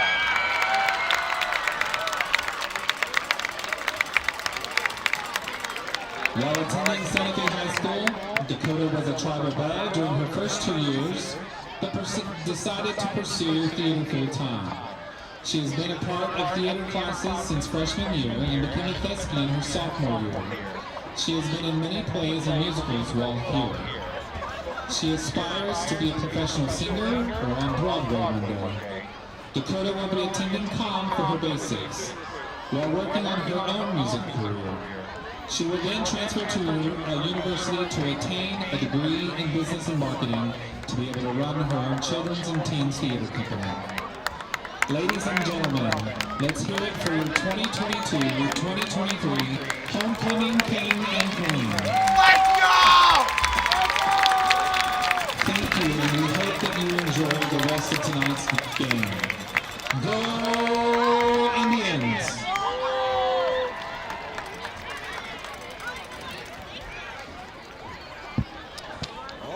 Ladies and gentlemen, so that is going to wrap up our halftime as we are going into the second half of this homecoming football game as the Santa Fe Indians lead the game 21-12 over the Nederland Bulldogs. And don't let the score fool you, ladies and gentlemen. This is still a hotly contested game. The Bulldogs are definitely making a fight out of this, aren't they, Clay? Absolutely, just 9 points separate these two teams. Also, big congratulations to our homecoming king and queen, as we just saw them crowned here in Santa Fe. But yeah, we've got some more football coming for you guys here in the second half. It's a 9-point game. It's close at homecoming. Very curious to see what's going to happen. And we see the Santa Fe Indians as they start to get fired up for this second half. That halftime adjustments are always huge in football, especially at this level. You've got players that, you know, pretty much young teenage kids, they run on adrenaline and fire. So I'm curious, how are these teams going to come out in this third quarter? Being led out to the field by number 2, Kyler Thompson, the senior out of Santa Fe High School. The Santa Fe Indians take the field, looking to hold their lead in the second half of this homecoming game. And here we see, at least we see on our end, the Nederland Bulldogs making their way to the field as well. There we go, making their way out. I'm curious to see the energy of these two teams. How are both teams coming out in the third? How are they both it's a very close game, closer than probably Santa Fe wanted. But it's up to Nederland to kind of seize this game and take control of it and really dictate the pace here in the third. And as you see, a lot of the players on the field, especially the Santa Fe Indians, decking out the pink socks in celebration and recognition of Cancer Awareness Month. There you see a fired up Santa Fe Indian with war paint on his face. He is fired up and ready for the second half. Yeah, absolutely. They may go onto this field and compete against each other and hit each other and talk smack to each other, but we can all kind of stand together in agreement of Breast Cancer Awareness Month. Well said, Clay. As the Nederland Bulldogs will be receiving in this opening drive of the second half of what's proving to be an exciting game. Short kickoff. It was an onside kick. And the Bulldogs will be taking over at about the 48-yard line, and they are still fighting over the ball. Still no official declaration by the referees. Yeah, and I believe Nederland came up with it. It was an attempted trick early kickoff there. And we've got some discussion here from the officials. Let's see what happens. Man, we've been seeing a lot of risky plays by the Indians, and that's what you like to see, and that makes for an exciting team to watch, Clay. Yeah, it's a lot of fun for us, but if things don't go your way, you might see this homecoming crowd get a little bit upset. But so far, it's going to be interesting to see here because it gives Nederland a very short field with a risky kickoff there. With high risk comes high reward, and you look to be the smartest person in the world when that is pulled off, but then look like the world's biggest fool when it doesn't. For sure. And now Nederland's going to come out in the shotgun. We're going to see what they have in their bag of tricks. Curious to see what quarterback Aiden Sunday has up his sleeve as he makes a quick handoff to number 17, Brady Corcoran. I tell you, he got absolutely met by Darius Habert, number 1.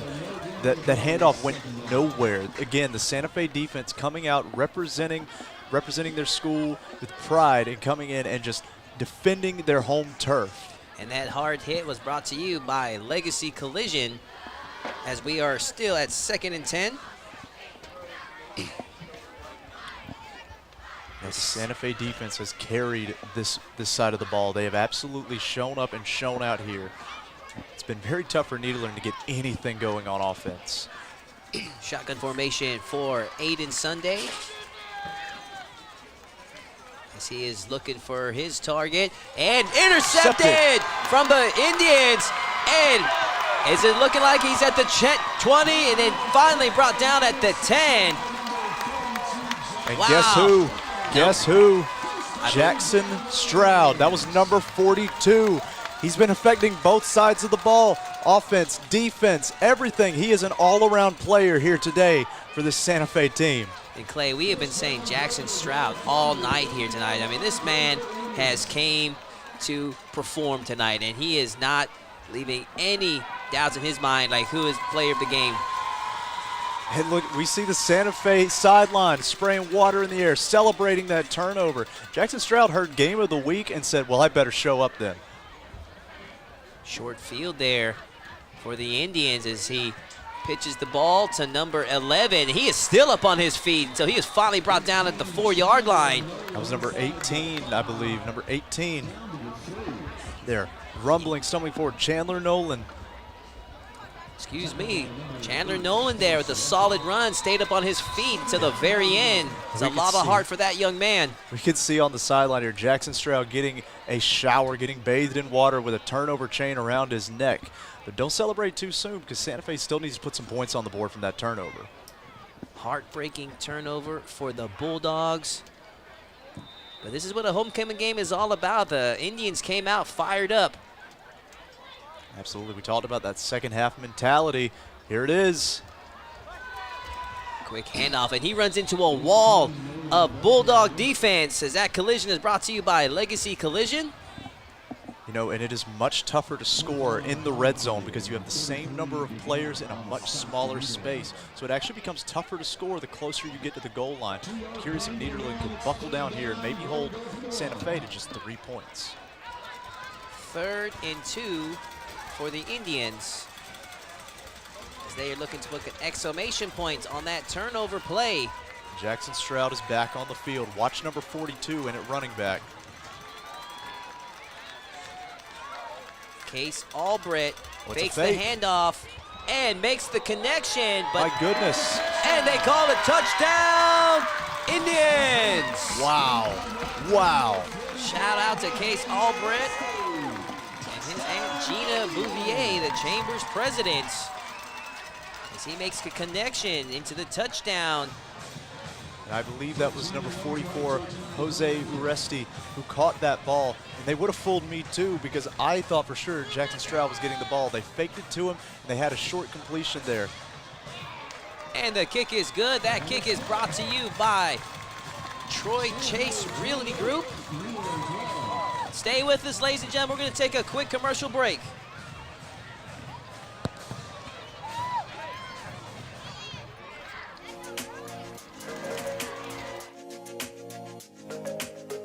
Nobody said it would be easy. We do it anyways, and we've been doing it for years.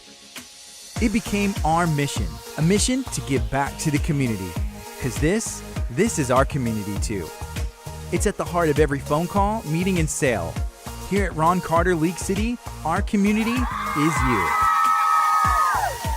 Ram, Dodge, Chrysler, and Jeep. Ron Carter League City, you deserve it. To learn more and shop our inventory, visit roncarterleaguecity.com. And welcome back, ladies and gentlemen, as the Indians extend their lead to a 16-point lead.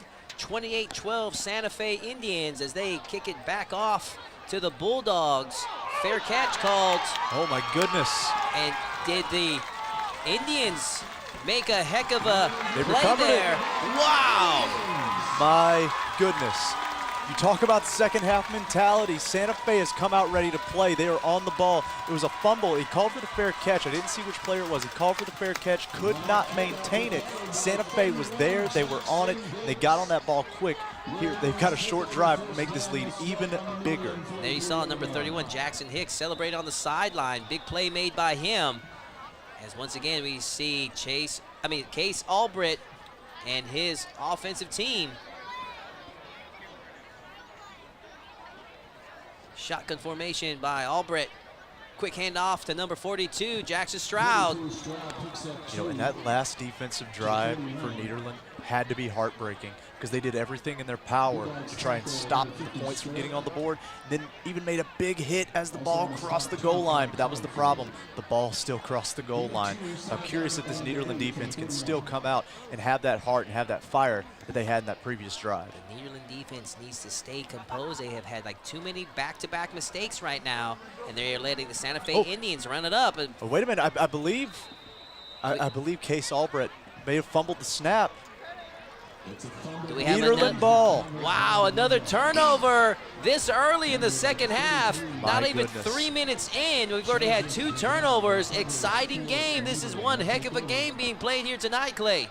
And it's a 16-point game, but there's so much happening that it keeps your interest, it keeps your excitement. This is crazy. You can't take your eyes off of it. It just keeps going back and forth. What's going to happen? You're just waiting for one team to get momentum, and they just can't keep it because of small mistakes like this. Veteran coach Monty Barrow from the Bulldogs says he feels his kids will bounce back well from last week's game, and was he more correct than ever because the Bulldogs are looking sharp as ever as we see Aiden Sunday, shotgun formation, quick handoff to number 32. Bryson Bryant, and he is brought down. Again, that Santa Fe defense, the Indians are charging straight to the ball. Anyone that touches it is getting hit. I'll tell you something I noticed there. I noticed on that play, Aiden Sunday is sort of, maybe not involuntary, but he's been getting so many high snaps lately. He started to jump as the ball comes in. And while that might seem like a good idea to prevent these fumbles and prevent the high snaps, it's slowing these plays down just a fraction of a second, and it's letting Santa Fe get in that backfield even faster before the play develops. Yeah, every second counts. An extra second could cost you a big play, as this second down is brought to you by B&O Construction. And we see a flag on the play, offsides. Let's see what they call it on. I'm curious, though, if a Nederland player maybe move first and cause the offsides. We'll see which way they move it. So the Bulldogs regain those yards they lost as the penalties called against the Indians. You know, that's just stubbing your toe on that play. You know, you get that defense working again, and then you just stub your toe. It's one of those things that it's those small mistakes, they just slowly eat away at you. This repeat of second down is brought to you by B&O Construction. Shotgun formation by Sunday. As he takes the ball, fakes the handoff, and he's looking for his openings. Big pass attempt made for intended target, number 4, Reeve Barrow, as he is unable to get under it. Yeah, that was a missed opportunity there. That was a missed opportunity from the Bulldogs. He had a wide open man. He had him streaking down the field, that long post route, and just overthrew him. And we saw Barrow try to stretch, try to pull it in with one hand, just could not get it done. Missed opportunity there from Nederland. Doing everything he could to make a big play. Ended up short, and now we are at 3 and 8 for the Bulldogs. Down by 16. Do we smell dramatic comeback coming up? Shotgun formation by Sunday. As he makes a quick connection. Are they going to call that? Depending on what the referee calls. I can't quite see from my angle. Looks like it is 4th down. That was an incomplete pass. From where we were, it looked like the ball hit him in the hands, but maybe a foot wasn't in or contact with the ground caused the incompletion. As we see the punt team unit making their way to the field. They're going to be punting this from roughly around between the 30 and 35 yard line. Kicking it back to the Santa Fe Indians. We have 8 minutes and 5 seconds left in this third quarter. Long snap. Solid punt there. Spiraling punt too, those tend to bounce. Don't go anywhere, ladies and gentlemen. We are going to take a quick break.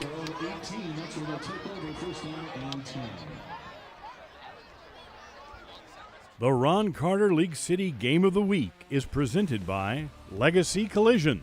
Whatever repair you may need on your car, Legacy Collision in Hitchcock.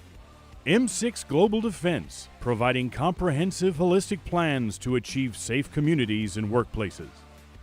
B&O Construction. B&O Construction specializes in commercial and residential construction. Learn more at bnoconstructionllc.com.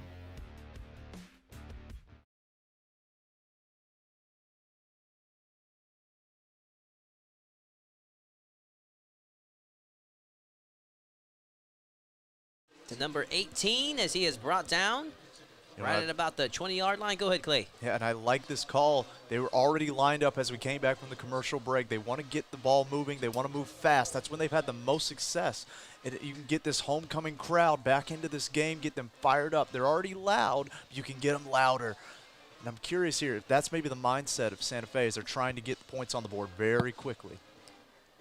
This second down will be brought to you by Troy Chase Realty Group. Find your dream home with Troy Chase Realty Group. Snap to Albright as he hands off to number 42, Jackson Stroud. Jackson Stroud, the workhorse. He's affecting all areas of the game here tonight. Little short yardage like that, and it's not always the big highlight reel plays. It's just these little 3-yard runs keep people honest. Little 4-yard runs here and there, and that earns you those big 30, 40-yard plays. As you say, Clay, those plays are the ones that keep you honest. Absolutely. It keeps that defense honest. And Nederland, they're playing a solid game of defense, but unfortunately some of these plays have just not gone their way. 3rd and about 5 for the Indians. Quarterback Case Albright. Another quick handoff, this time once again to Jackson Stroud. And good defensive stop there from the Bulldogs. I believe it was number 8 for Nederland, Ellis Walker, that got there first. They saw where the play was going. They made the jump on the ball. They got good movement on that line and stopped that run, making it 4th down and about 1 yard. Could not get that last one for Santa Fe. And that's going to force the Indians to bring out their punt unit. That defensive stop was brought to you by Legacy Collision.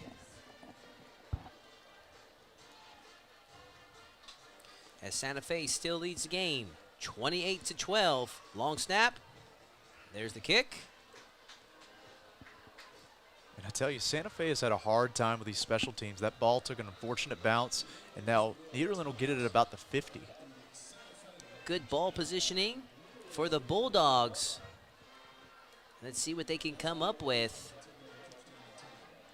This team is all heart, and they've been making this game competitive. Yeah, Had no a doubt. rough start to the second half, but now they're starting to get their sea legs back under them from the halftime. Yeah, and make no mistake, this is a touchdown and two-point conversion away from being a one-score game. So again, keep your eye on number 76, Jack Bieber from the Bulldogs offensive line. 300-plus pounds, but is very agile for his size. And there he is making a big block. But number 81. You know, as we called his name, he actually got beat on the play, was forced into the backfield. They tried to get him out in motion, get him moving away from the center of that line. He got beat off the ball, broke that play up in the backfield. The Santa Fe defense has just been electric tonight. That tackle made by number 81, Franklin Alfaro, the junior out of Santa Fe High School, making a solid defensive play, and that's going to make it 2nd and 12 for the Bulldogs. Second down brought to you by Troy Chase Realty Group. Shotgun formation by Sunday as he tries to make a pass to 32, way off there. You know, Sunday has made some electric plays with his feet. He's managed to get away from some of these pass rushes, but the inaccuracy of some of these short passes, the long pass we saw earlier, that's what's been killing them because they have plays that are called well. It's just been not able to make the completion and not able to punish the Santa Fe defense for their aggression. Intended target number 32, Bryson Bryant. It almost looked like a miscommunication as he was almost anticipating Bryant to be about a yard or two ahead of where he threw it. Perhaps so. Perhaps could have just been an inaccurate pass. We'll never know. But either way, it makes it 3rd and long. Sunday, once again, looking for his target. Short pass connects. Oh, actually, I think it was broken up there. The solid defensive play there from the Indians. Yeah, that was a very good defensive play. It would have been a complete catch, but I think they were able to strip the ball at the last seconds. Yeah, and I missed who the defender was, but he got in there and broke that pass play up. Head coach Blake Ryder has to be extremely happy with his defensive coordinator and his defensive performance here tonight. Yeah, this has been an excellent game plan. That defensive line and the linebackers from Santa Fe have been just causing havoc. Right there. Oh, it's a fake. Oh, my goodness. Almost pulled off. What are we going to – what's we the have play a flag. called here? We have a flag. Possible pass interference. Let's see what – this could be a huge break for the Bulldogs. If ever was there a time that they were to need it, now would be that time, Clay. Yeah, and we're going to see. That play had us fooled. I thought it was a high snap, real high, but it wasn't even anywhere in sight. Let's see what the call is here. Waiting to hear from the official. There we see a happy family here from the Santa Fe side. And it was on Nederland. It was it was offensive pass interference. That's what happens with these trick plays. You have players running down the field that maybe usually don't. Either way, that's a great break for Santa Fe. Every week, Clay, we talk to the coaches, and they talk about the fewest mistakes. The mistakes and penalties is what kills them. And they're going to go back to the drawing board this week and work on that because those are the heartbreakers. Absolutely. And speaking of the heart, you got to believe Santa Fe wants to put the dagger in it right here, put some points on the board, put this homecoming game away, and get this crowd electric like they were at the beginning. 3 minutes and 32 seconds left as we get a quick shot of that crowd that you were talking about, Clay. Quick handoff, I believe, to Stroud once again as he is brought down hard. Yeah, and running hard. It's taking more than one person to bring him down. That's the sign of a tough football player, when one person hits you and you're just holding on to him, hoping, man, I hope somebody else comes and helps me tackle this guy. Very physical and powerful player in Stroud. This second down will be brought to you by Legacy Collision. You know, it's just good classic football here. Case Albrecht. Quick handoff. handoff. My goodness. And he is immediately met by number 33, Joseph Dugat. Oh, wait, he has the ball. Was there a whistle? And it is ruled dead right at about the 40-yard line. Heck of a play there by Dugat right there. Right at the handoff. Yeah, he busted that play up. Now I'm curious, they are moving the chains. Was that a fumble and recovery by Nederland? I believe so. I think Nederland has the ball again with short yardage. And that's the break that the Bulldogs need. Still got plenty of time left in this game. A whole quarter and change left. The question is, do they have an answer for the Santa Fe defense? That has been the kryptonite to all these breaks. Number 12, Aiden Sunday, shotgun formation. He makes a quick handoff. Solid run down the middle there by number 32, Bryson Bryant. I think he picked up a solid 4 or 5 yards on that run. That was a powerful run, a solid collision, and that play was brought to you by Legacy Collision. Absolutely, and Nederland is on the move. They're trying to get points on the board. Make this a short game, or make this a closer game. 2nd and about 5 for the Bulldogs. Shotgun formation from Sunday, faking the handoff. They got him on the move.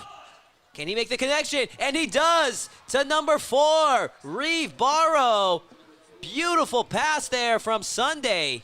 And that's what he's been trying to connect on all game long, rolling out to his right side, throwing the ball across his body, and that time he actually makes the connection. He missed it earlier to Barrow. This time they make a huge connection. They're down inside the 10, and first and goal. They're doing exactly what they need to do, Clay. They're in scoring position. They need to make this happen now. If they're going to strike, they need to strike now. Absolutely. We talked about halftime, trying to get Sunday out moving, trying to be mobile, get away from that pass rush. We saw it there. Let's see if they can capitalize on it, though. 1st and 10 for the Bulldogs. Shotgun formation by Sunday. Sunday putting in the footwork, and he tries to plow through the middle, and he makes a short gain. The dual threat quarterback, so he can throw the ball and run the ball. Sunday there with about a 4-yard gain. Yeah, Sunday has been doing his best to keep this offense alive. He's been struggling, though. We've been seeing that Santa Fe defense, and right now they need to get in bend but don't break. We gave up the big pass play, but we need to knuckle down, buckle down, and keep this offense out of the end zone. Sunday. This 2nd down is brought to you by United Way, Galveston County, Mainland. So we hear the Santa Fe crowd is firing up. Short pass there. Oh, and broken up. It was actually not broken up, but just miscaught there from number 19, intended target. Yeah, and I believe that was a miscommunication. There was a failure on the play because you saw Sunday, Aiden Sunday did not know who to fake the ball to. He turned to fake the ball one way, no one was there. He turned to fake it the other way, no one was there. And I think he faked himself out just about and wound up throwing that incomplete pass. Now we've got 3rd down. We're seeing the Santa Fe defense step up in a big way. That was right in the hands of Jake Havard. As we are 3rd and about 7 for the Bulldogs. This 3rd down brought to you by United Way, Galveston County, Mainland. Let's see what happens. I tell you, watch for number 2 on this play. He's in single coverage. And Sunday makes the pass. Touchdown, Bulldogs. That was one heck of a catch. Wow. That was Reeve Barrow again, but I believe he got a penalty for spiking the ball, which means they will attempt the 2-point conversion from 15 yards back. 28-18. Touchdown is good, but it was unsportsmanlike conduct, I believe. That will back them up 15 yards. Kind of disagree with that there, Clay, but as beyond our control. That was a heck of a play. If there was any time for just a modest celebration, that'd be the time, because that was a heck of a catch there. It's one of those, I agree with you. I like the spike. I like the celebration. But if you're the head coach, if you're head coach Monty Barrow, you've got to be telling him, you're down 16 points. You scored 6. Don't spike the ball. Act like you've been there. Yeah, I'm with you. Well said, Clay, as we get the kick, and it is going to be no good as he had a lot of field to cover there.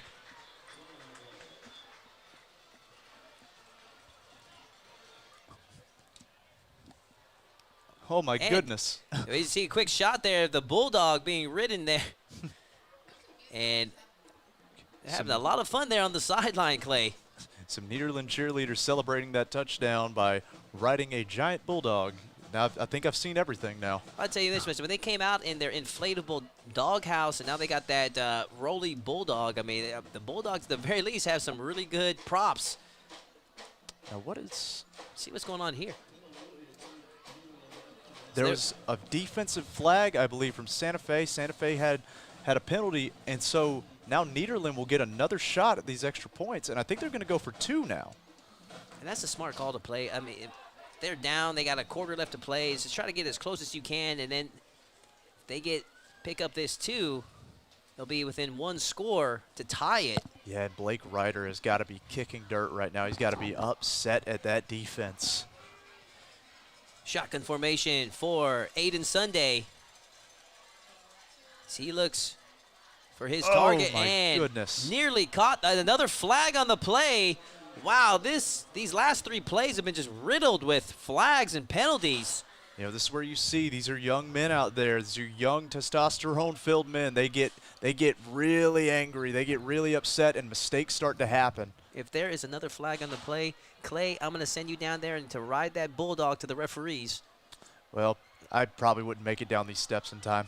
I'm going to have you to debate the next couple of penalties from that bulldog. Will you hear me?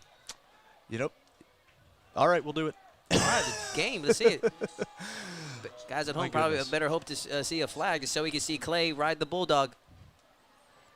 Here we go. Another 2-point attempt here for Santa Fe. And back to business as the Bulldogs looking to bring home 2. Let's see it as a man on the move. Sunday, and he's going to be close. The referee says no good, and that was a run play the whole way. They had receivers in, but they were in bunched up tight. Stay with us, ladies and gentlemen. We're going to take a quick commercial break. Archie, and I am Student of the Week at Santa Fe High School. I've worked my butt off the past 4 years being on varsity. Something hard, you know, no one's just given that honor to be able to play varsity for 4 years. I've been a 3-year starter. I mean, I guess if you put the time in, everything will line up at some point. It's a big thing here. There's a lot of things that happen to this school, and a lot of people take it for granted and don't understand what it really means. But it's the people who do understand, and they want to give it everything you have to be an Indian. I think it's important because I would want the same thing back from all the other students here to come support our football games, our basketball games, whatever events going on. I'd want the same support back as I'd give for someone else. I want to say thank you to Galveston College for sponsoring the Student of the Week. Begin your path toward a rewarding career by enrolling at Galveston College. Choose from 50-degree and certificate programs. Galveston College, your home away from home. Learn more at gc.edu. Welcome back, ladies and gentlemen, as an attempted kickoff by the Bulldogs already. Referees call it dead. See what's going on here. I see a flag on the play. I don't know if a quick timeout. I don't know what adjustments is being made, but nonetheless, we saw a failed 2-point conversion by the Bulldogs in the last play, forcing them to kick it off to the Santa Fe Indians as we see their cheer team cheering on the homecoming team. They're having a great night here tonight in Santa Fe. Thank you all that are joining us live on clearlifemedia.com. I am Todd Moore calling the action here with Clay Roberts. Yeah, this has been a really good game so far. It's just 10 points here in the third. Yeah, one of the most entertaining games we've had thus far on the Ron Carter League City Game of the Week. Those of you guys that have joined us all year and all season long have been in for a real treat here tonight. So we have the Santa Fe Indians defending their home turf against the Nederland Bulldogs. If you're watching on social media, drop a comment of who you think is gonna walk away with the victory here tonight, or your predicted score, as we await the Nederland Bulldogs about to kick it off. As we have just over 1 quarter left. Oh my goodness, the return man fell down. And that ball's gonna roll out right at about the 9-yard line. Santa Fe got very, very lucky on that. If that ball had taken a bounce the other way, it would have wound up being Nederland's ball. Curious what this penalty is gonna be and who's it gonna be called on. It will most likely be because the ball rolled out of bounds, so that will be Santa Fe's ball at about the 35. Unless someone touched it. Looks like we see head coach Blake Ryder out there having a discussion with the referees, trying to figure out what's going on. Santa Fe having consultation here with these referees, figuring out what happened. Those of you guys watching home, drop a comment. Give support to your favorite player that you're supporting here tonight. We want to hear from you. And where you're watching from also, whenever you're dropping that comment, support your favorite football player. We want to thank everyone that's watching live from clearlifemedia.com and all of our social medias.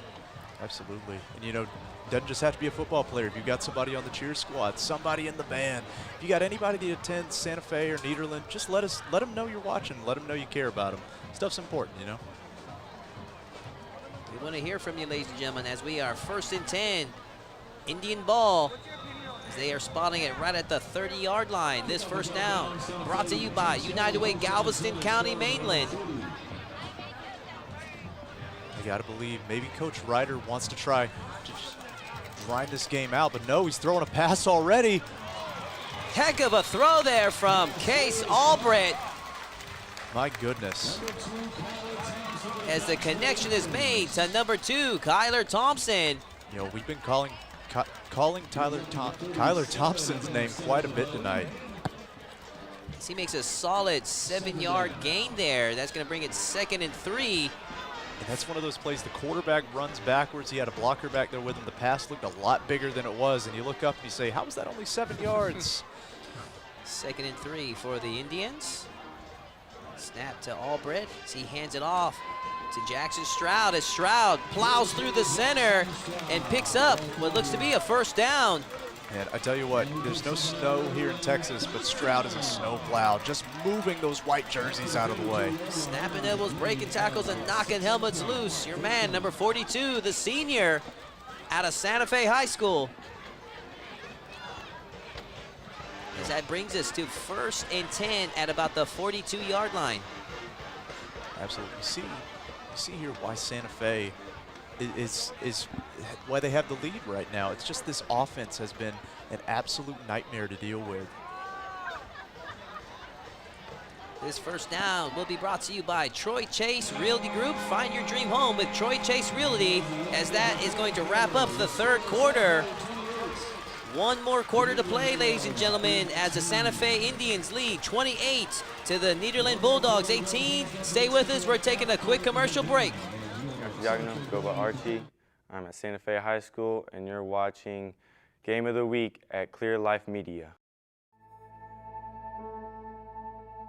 I'm Leonard Woolsey, publisher of the Daily News in Galveston Island, Texas. The Daily News is the oldest newspaper in the state of Texas, older than the state itself. Since 1842, we've been delivering local journalism to people in this community. The Daily News is for everyone, but not everything in the Daily News is for everyone. The idea is we provide you content for today, help you look at tomorrow, and also all the content that's been generated in the history of Galveston County. Let's budget. I like to think that this is an important part of what we do here in Galveston County as well as here on Galveston Island. Inside the Texas Department. The stories we tell are important. They're about people's lives. They impact people's lives day in and day out. We know every day when we produce news, the news that we put out there matters to our community, but we are also providing news to our community about how to take care of them and their loved ones. Pick up. Back, ladies and gentlemen, as we just had our first down being played, and there was a short gain on that one, Clay. It looked like about maybe 3 to 4 yards. Jackson Stroud getting that ball again, trying to close the deal for Santa Fe. Shotgun formation as Case Albrecht. Another quick handoff to Stroud as he once again runs up through the middle, met by Bulldog defense and brought down at about the 47-yard line. You gotta wonder, is the mentality that you've got a hot hand in Jackson Stroud? He has been moving these players, moving the chains all night, keeping this game alive for Santa Fe. You gotta wonder if you just keep feeding the hot hand and let him try to run this clock out. This third down brought to you by Troy Chase Realty Group. Shotgun formation by Albrecht. Makes the pass and solid connection there to number 15, Harrison Wainwright, as he is pushed out of bounds.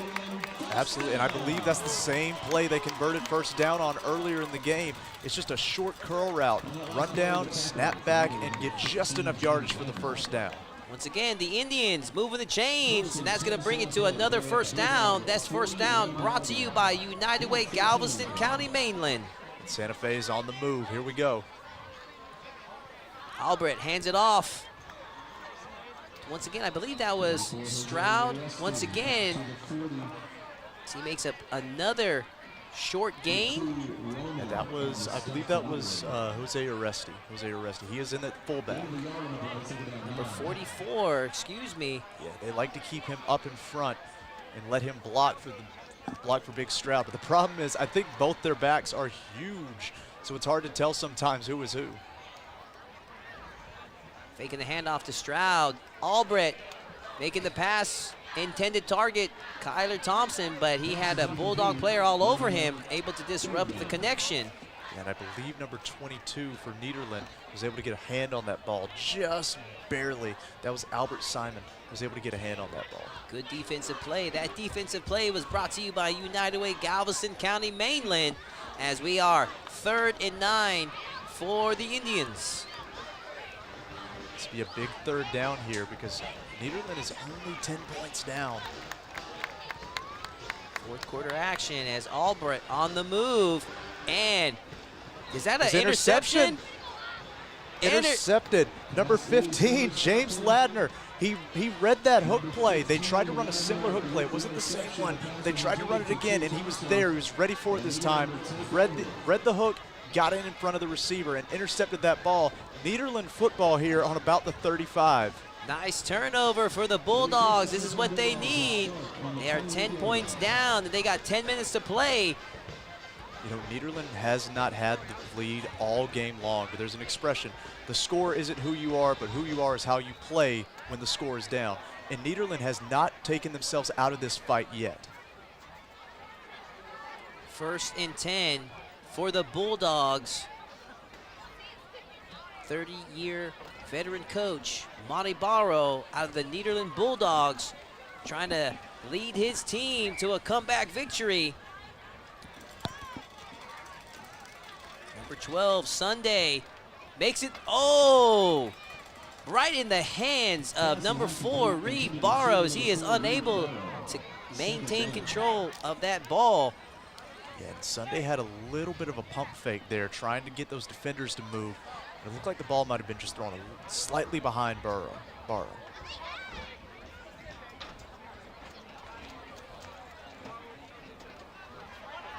2nd and 10 for the Bulldogs. As we have 10 minutes and 5 seconds left of this game. Sunday makes the connection to Roman, and Roman's still on his feet. He's going to make a solid 4 or 5 yard gain on that play. Yeah, look, it was just a little short screen play and let your receiver try to make some yardage for you. Did a good job there, making some men miss and getting a couple yards. I want to thank everyone at home for supporting us here tonight for the Ron Carter League City Game of the Week. I am Todd Moore calling the action here with Clay Roberts. We're maybe in the middle of a dramatic comeback from the Nederland Bulldogs as they are trying to close that 10-point gap led by the Santa Fe Indians. Yeah, Santa Fe wants none of it. This defense is looking, my goodness. Oh, what a move by Sunday. And he got pressure and got drugged down by Jackson Stroud again. He is all over this game. This is the Jackson Stroud show, folks. He got in the backfield, he beat his man at the line, and he got pressure on Sunday and caused that to be a bad pass. And now we've got about 4th and about 6 here, 4th and about 5. It's going to be very close, and it looks like Nederland is going for it. They need to. They'll have a free play. Big pass here from Sunday. Was it caught? Oh, intercepted, but possible flag on the play, could call it back. Yeah, they had a free play on that one. Aiden Sunday with the hard count managed to get everybody on that defensive line. That Santa Fe defensive line has been super aggressive all night long, and they paid the price there, jumping off sides. It's going to give them 5 yards, and I'm not sure if it'll give them the first down, though. We'll see.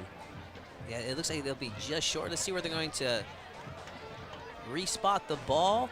They're going to be 4th and 1. They need a big play now. If there's anybody that they need to get behind, number 76, the 300-pound plus offensive guard from the Bulldogs. And look at this. It looks like they're subbing in a quarterback, or they're subbing in. That's number 9. That's Adam Trusclair coming in at quarterback. And Sunday has moved out to the receiver. Let's see what happens here. This is going to be interesting. And Sunday moves under. Faking, almost like they were faking Santa the quarterback Fe. sneak. It does not work. Oh my goodness, that is a heartbreaker.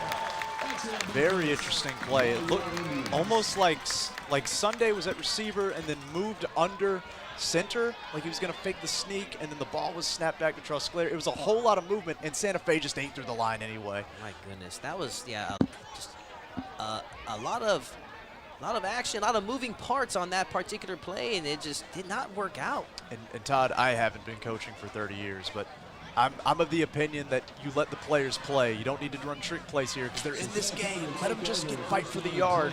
But it is what it is. Santa Fe now has the ball, looking to seal the deal here at homecoming. I think that was the first ever faked quarterback sneak I've ever seen. First time for everything. Albrecht hands it off to number 42. Once again, Jackson Stroud. As he plows through the middle, slow and steady, wins the race. He picks up about 3 yards on that one. Once again, Stroud has been just an absolute machine this game. It's you know, what can you say about a guy just eating away 3-4 yards? It's not pretty, it's not highlight reel, but it is absolutely what you need in this situation. Those yards can add up. They are running the clock and maintaining that 10-point lead. Oh, you talk about highlight reel. Solid run there from Stroud. I tell you what, it's the perfect play with 7 minutes left here because it moves the chains, and Jackson Stroud fell down inbounds to keep that clock rolling. We are 1st and 10, ball spotted at the 27-yard line.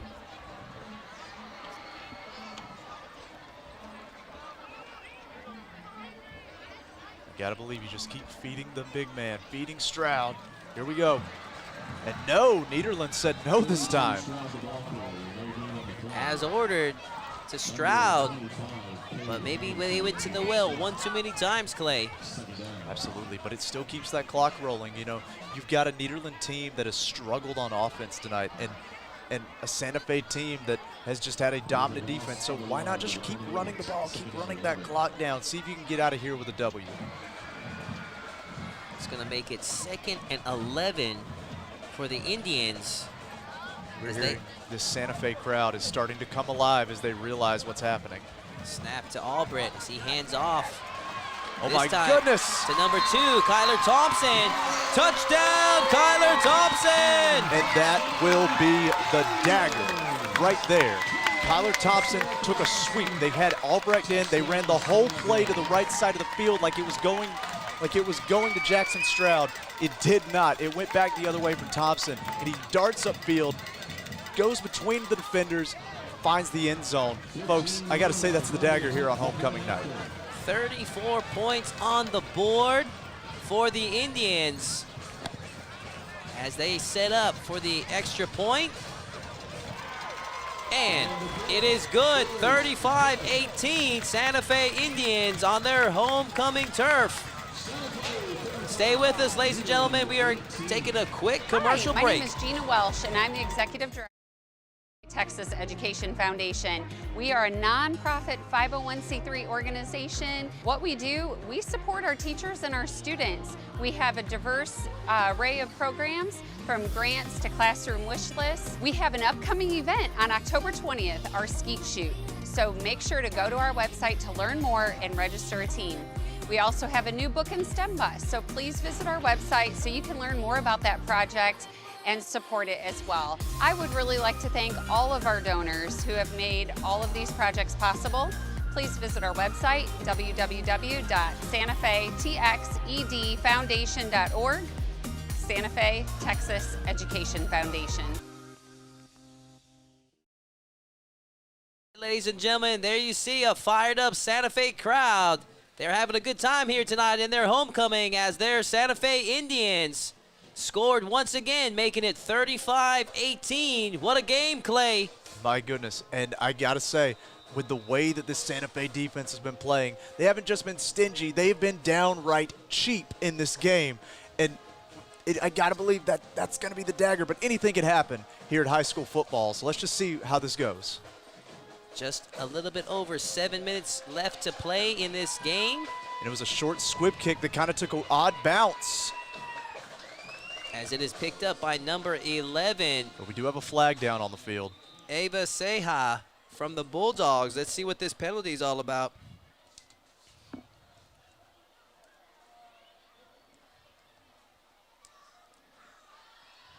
Thank you, ladies and gentlemen that are watching at home from clearlifemedia.com. Drop us a comment. Let us know where you're watching from, who you're here to watch. Support your favorite player. And that was an illegal block in the back, I believe, on the Nederland side. That play was a bit busted. The squib kick kind of took an odd bounce, bounced out of a player's hand, and I think we saw some Nederland players panic and maybe shove somebody in the back when they shouldn't have.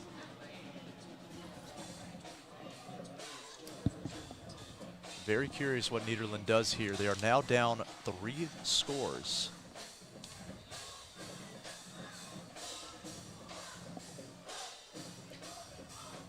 Seven minutes to play in this fourth quarter.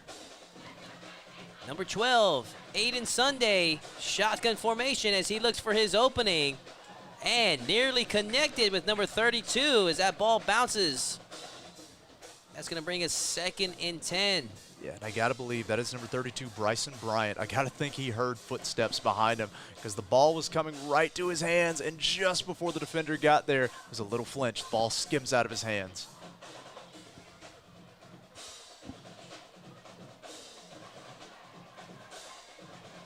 The Santa Fe defense has been stingy. They have been cheap. They have been whatever you want to call them all night long. And there's no shortage of defensive highlights here tonight. Sunday looking for his target. Using the cannon. And speaking of defense. Wow, number 17, Jared Pakala, as he's still on his feet. Finally brought down by number 10, Landon Kaywood. Big interception there from the Santa Fe Indian, Jared Pakala. And flags came flying in everywhere. There was a huge block, and we heard the Santa Fe crowd go crazy on it, but I believe it's going to cost some yardage. Man, look at that sideline. They are fired up here tonight in Santa Fe. Yeah, that's what you want for your homecoming game, folks. A night to remember for these students and this student body. You shower your man in cheers, you put a chain on him, and then you shower him with water as well. That is a heck of a crowd there here tonight here at Santa Fe High School as they cheer on their men on the gridiron. As they have been running it up to 35 points now. And once again, another turnover. And Clay, as you were saying earlier, the dagger that's going to do it. Yeah, absolutely. That defense, that defense. If you want to call that last play a dagger, then this one that just happened is almost like kicking a man while he's down. Yeah, absolutely. And I you know what? I think this crowd's okay with it because they are rocking beneath us right now. They're having a good time here tonight at Santa Fe High School. You guys at home should be having a good time too, joining us from clearlifemedia.com. As Albrecht hands it off to the big man, Jackson Stroud. Another 6 yards there. And I imagine, Clay, we're going to be seeing a lot of running plays in the remainder of this quarter for the Indian possession. Absolutely. Just get out of here with the win if you can. Quick shout out to one of our sponsors, Legacy Collision in Hitchcock, Texas has you covered. Call 409-440-8900 to fix your vehicle today.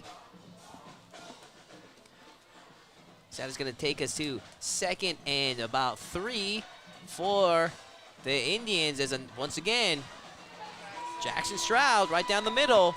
Yeah, I say you just ride this horse into town. That's what they're doing right now. Jackson Stroud is just taking this game into his hands, and he has decided that he is going to carry this team all the way until that clock hits 0. Troy Chase Realty Group. Find your dream home with Troy Chase Realty. We have another first down all night long. Moving the chains as the Santa Fe Indians, Clay, they kicked off the season at 3-0, then went on a 2-game skid. It's a game like this that they need to get their confidence back and be back into contention for the playoffs. Yeah, absolutely. You know, there's a lot of students here, a lot of students in the crowd here at Santa Fe. And students, young kids, they're attracted to the fun. They like to go where things are fun. And when you're winning, you're having fun. It's going to pack these stadiums out. It's going to be a full crowd more often. This is what you want for your team. Turn those 2 losses around, get a win, get a good homecoming win. Timeout on the field, and we're going to take a quick timeout right here, ladies and gentlemen. Stay with us. My name is Landon K. Wood with Nederland Football, and you're watching the Game of the Week with Clear Live Media. Over the Top Waffle Shop is now open in Mainland City Center. Fresh waffles, delicious flavors, and all the toppings. Come try it today. Over the Top Waffle Shop. Begin your path toward a rewarding career by enrolling at Galveston College. Choose from 50-degree and certificate programs. Galveston College, your home away from home. Learn more at gc.edu. I'm Emma Wallace from Santa Fe High School, and you're watching the Game of the Week on Clear Life Media. We'll see them jump on that, so I'm actually hoping that the Nederland Bulldogs will score. I want to see another round of that Nederland Bulldog. Well, I tell you, the band is rocking our press box, so I don't think this side of the field would agree with you too much. And here we go. go. My goodness. Once again, the big man, Jackson Stroud, plowing through, moving the chains. Another first down for the Indians. I am going to date myself with this one, but he looks like a young Mike Allstott, just banging through the line over and over again. Anyone that gets in his way gets run over. This has been a very, very impressive game from Jackson Stroud. A lot of the young kids at home, Clay, are Googling that name as we speak. It's good to know your history, folks. Good to know your history. Shout out to Gina Bouvier. She watches her nephew play on, Mr. Case Albrecht, as he's putting on quite the performance here tonight. Quick handoff once again to Stroud. Absolutely more of the same. You know, respect to both sides, too. We're seeing it here. Nederland, again, I said it. You know, 18 to 35 isn't who you are. Who you are is how you perform when you're 18 to 35. And we're seeing the Nederland Bulldogs picking players up off the ground, still being respectful. It's good things aren't getting chippy here in these closing minutes. Also want to give one more shout out here, Breast Cancer Awareness Month. You see both teams sprouting the pink colors. Quick handoff once again. Wash, rinse, repeat for the Indians as they lead in the game 35-18.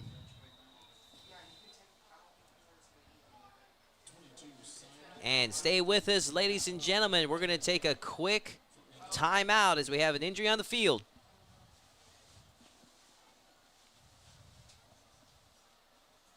Begin your path toward a rewarding career by enrolling at Galveston College. Choose from 50-degree and certificate programs. Galveston College, your home away from home. Learn more at gc.edu. Hi, my name is Gina Welsh, and I'm the Executive Director at the Santa Fe, Texas Education Foundation. We are a nonprofit 501c3 organization. What we do, we support our teachers and our students. We have a diverse array of programs, from grants to classroom wish lists. We have an upcoming event on October 20th, our Skeet Shoot. So make sure to go to our website to learn more and register a team. We also have a new book and STEM bus, so please visit our website so you can learn more about that project and support it as well. I would really like to thank all of our donors who have made all of these projects possible. Please visit our website, www.santafetxedfoundation.org, Santa Fe, Texas Education Foundation. And welcome back, ladies and gentlemen.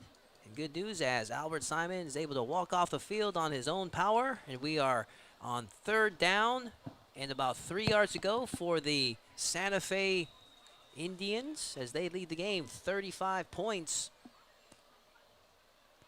Quick handoff to, once again, Stroud, as they are keeping the clock running on the field. Yeah, just more physical football. Just keep things moving.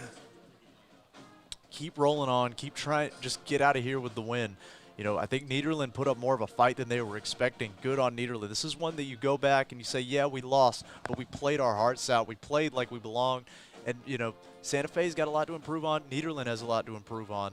But, you know, ultimately it's just a matter of they score the game with points, and whoever scores more winds up winning. The Bulldogs will have a short week as their next game is Thursday coming up. Head coach Monty Barrow feels that keeps the kids sharp. Frequently playing short weeks like that, getting a lot of reps. As we see a timeout on the field. We ourselves going to take a quick timeout as well, ladies and gentlemen. Stay with us.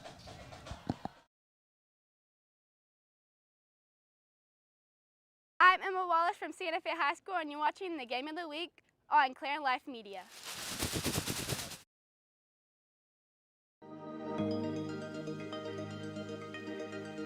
Book your next event, wedding, quince, or party at the elegant Water Grove event venue off Interstate 45 in Dickinson, Texas. Overlooking the Dickinson Bayou, there is space for every event. From the large ballroom to the game room, there's plenty of fun activities for your guests. Visit thewatergrove.com to learn how Water Grove is the destination for you. Welcome back, ladies and gentlemen, as we are on our 4th down here. As once again we have Stroud making a run.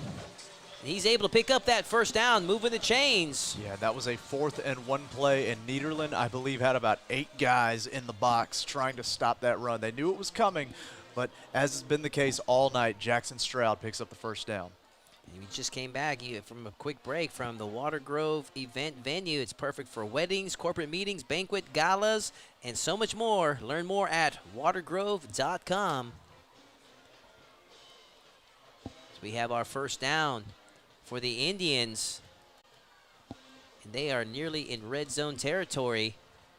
Yeah, and right now this is just old school football. They have got linemen by lineman by lineman up there and just running behind those big tackles, trying to just grind this game out. Another shout out to Chambers President Gina Bouvier, as her nephew, Case Albrecht, has been leading his team, looking to be a victory here tonight. A successful homecoming for the Santa Fe Indians if they can make it the next 2 minutes and 50-something seconds. Maintain their lead. At a slow pace. It is the direct opposite. Oh, it's a short run to the fullback. Hand off to the fullback there. I believe that was number 44, Jose Aresti. You were saying earlier, Clay, like direct opposite of, I believe, how the first half of the game started. Yeah, absolutely. We saw at the beginning they came out. Maybe the plays were scripted. You hear sometimes about how teams will script plays. They'll practice an offense, or they'll practice their offense all week long to say this is the drive we're doing at the beginning so they can run it as quickly as possible. That might have been the case, but here we're seeing the exact opposite. It's slow, methodical. As soon as we said that there's 2:55 left, we're almost under 2 minutes here.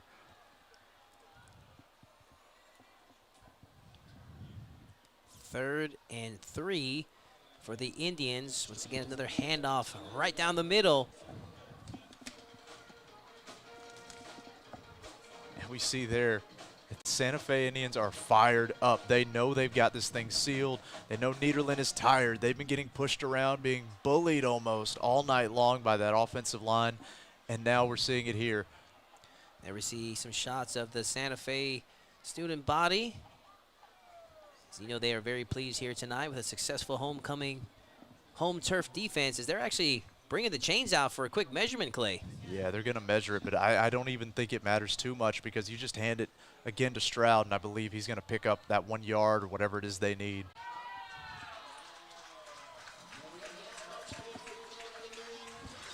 And that is a first down, Santa Fe. Again, as we are just running out the clock here, folks. There we see the chop in the crowd. You have to wonder, Clay, are they going to go for it, or are they going to go for victory formation here? They're a fighting team. Absolutely. It looks like they're going to just come out and hand the ball off. We'll see here. Guns a-blazing. Here we go. Another handoff. Stroud. End zone. Touchdown, Jackson Stroud. Fitting. It is fitting. He has controlled the ball. He's controlled the game on both sides of the ball all night long. Let him close the game out. Let number 42, Jackson Stroud, seal the deal for your team at this homecoming. And that's going to bring it to 41 points as the Santa Fe Indians hand it off to one of their main weapons here tonight, number 42, Jackson Stroud, the senior out of Santa Fe High School. Number 15, Harrison Wainwright with, faking the kick. Number 4, Cash McGee. And it was stripped out from one of the Bulldogs. Number 2, Travis Roman. He tries to run the ball, but is brought down at about the 33-yard line. And we see some penalties being thrown. Man, I know you want to score big at homecoming, but going for 2 when you're up 41-18, well, I don't coach the team. That's just making an extra statement right there. Or getting some extra reps in. Maybe so. Try out some new stuff. Yeah, bad news, Todd. They are carting the Bulldog off the field. They are the big ceramic Bulldog, so I will not be able to ride it like we were planning on earlier. Yeah, it's kind of out of our shot right now, but yeah, the ceramic Bulldog is making its way, being loaded up as we see a shot of the Santa Fe Indians. So we have 1:35 left to play here in the fourth quarter. Thank you all that are joining us live on clearlifemedia.com. Yeah, and if for some reason you just tuned in, you just want to see what the score is, just know this score does not indicate how close this game has been. Nederland has fought their hearts out tonight, but Santa Fe just too much for them here tonight. Want to remind you guys, our game next week is going to be Marshall at Texas City. Excuse me, it's Willow Ridge at Texas City, so be sure to tune in for that, as that's sure to be one heck of a game. Absolutely, we'll be here for that. Hopefully we can get something kind of like this. Close game, a lot of exciting highlights. It's been a lot of fun here tonight, Todd. Yeah, I agree with you there, Clay. I mean, this game started off hard and heavy, just some back-and-forth action, and then I had high hopes in the second half, but the Santa Fe Indians just proven too much for the Nederland Bulldogs. And no shame for the Nederland Bulldogs as they fought their hearts out here tonight. They're going to be leaving with their heads held high. Yeah, absolutely. And, honestly, this is probably what you want for a homecoming game. You got some nail-biting moments, some excitement, some energy, and then in the end you say, well, we still won by a large total. So it's, if I'm a fan, if I'm on the Santa Fe sideline, this is exactly what I'm wanting. This is a lot of fun. This is going to give Santa Fe their first victory for their district play. Going to give them their 4th victory overall. And they needed this. This is a team with a lot of confidence. Had a couple of hiccups the last 2 weeks, but they're going to go into next week's game with a lot of confidence, especially after this week's game. Yeah, absolutely. You got to go back and you got to look at the tape, see what you did well, see what you didn't do as well. Just grow. You grow from everything that happens to you. 1st and 10 for the Bulldogs. I've been impressed with Aiden Sunday, the quarterback for the Bulldogs. He's not on the field right now, but he had some impressive plays earlier here tonight. Yeah, absolutely. He was fighting his heart out the whole time. That Santa Fe defense was absolutely just trying to devour that ball any chance they could get, and he stayed alive. He kept a lot of plays alive. Just fortunately, it was too little, too late in a lot of situations. Right now, Adam Troy-Sclair from the Bulldogs currently taking the snaps as we have just under a minute left in this Ron Carter League City Game of the Week. Shotgun formation for the Bulldogs as Troy-Sclair makes the connection to number 5, Sam Tritico at this point just trying to work some reps and get some feelers out. Some things they can work on for the upcoming games. Yeah, absolutely. Get some of those young players in there. Let them get some reps. Let them get some playing time. Let them know what it feels like to play on a Friday night. So we have enough time for about 1, maybe 2 more plays here tonight, Clay. Yeah, I believe it'll be 1 more unless somebody goes out of bounds, maybe an incomplete pass, but this will be a wrap here, folks. There we see the Santa Fe Indians cheer squad having a good time on the sidelines. We are just under 10 seconds left as we put an exclamation point on tonight's victory. Oh my goodness. We have an interception from, I believe that's number 9, Bryce Leal. As that'll do it, ladies and gentlemen.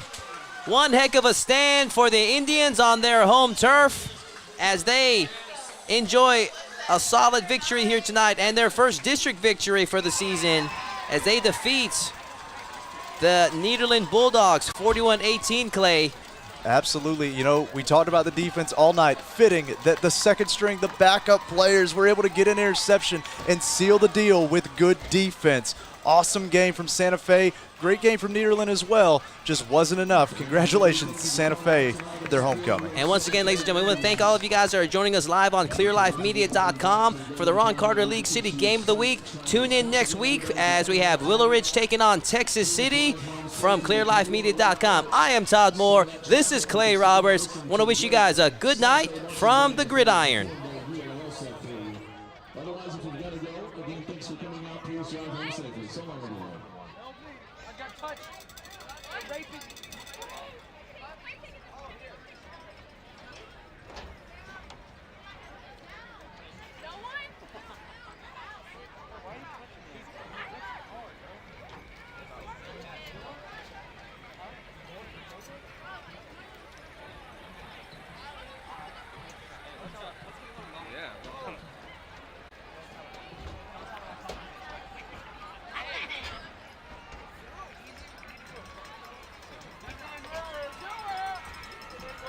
What is that?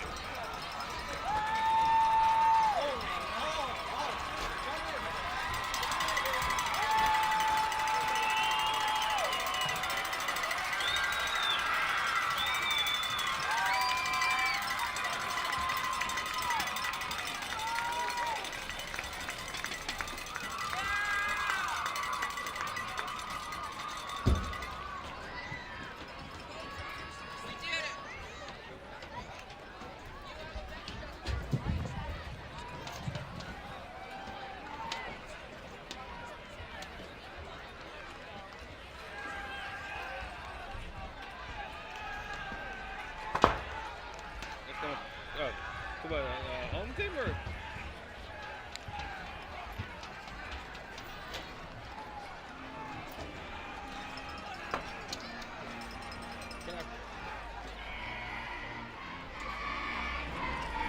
Look how far as I can go.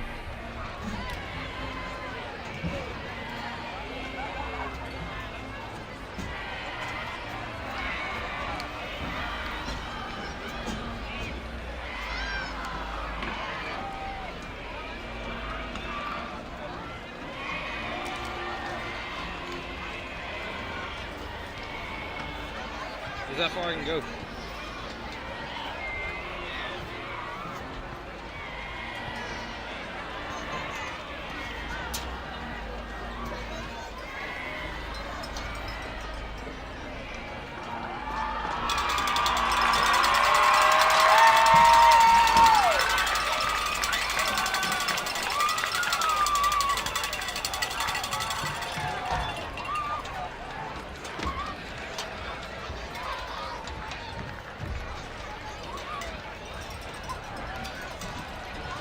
We're clear to take it back to camera.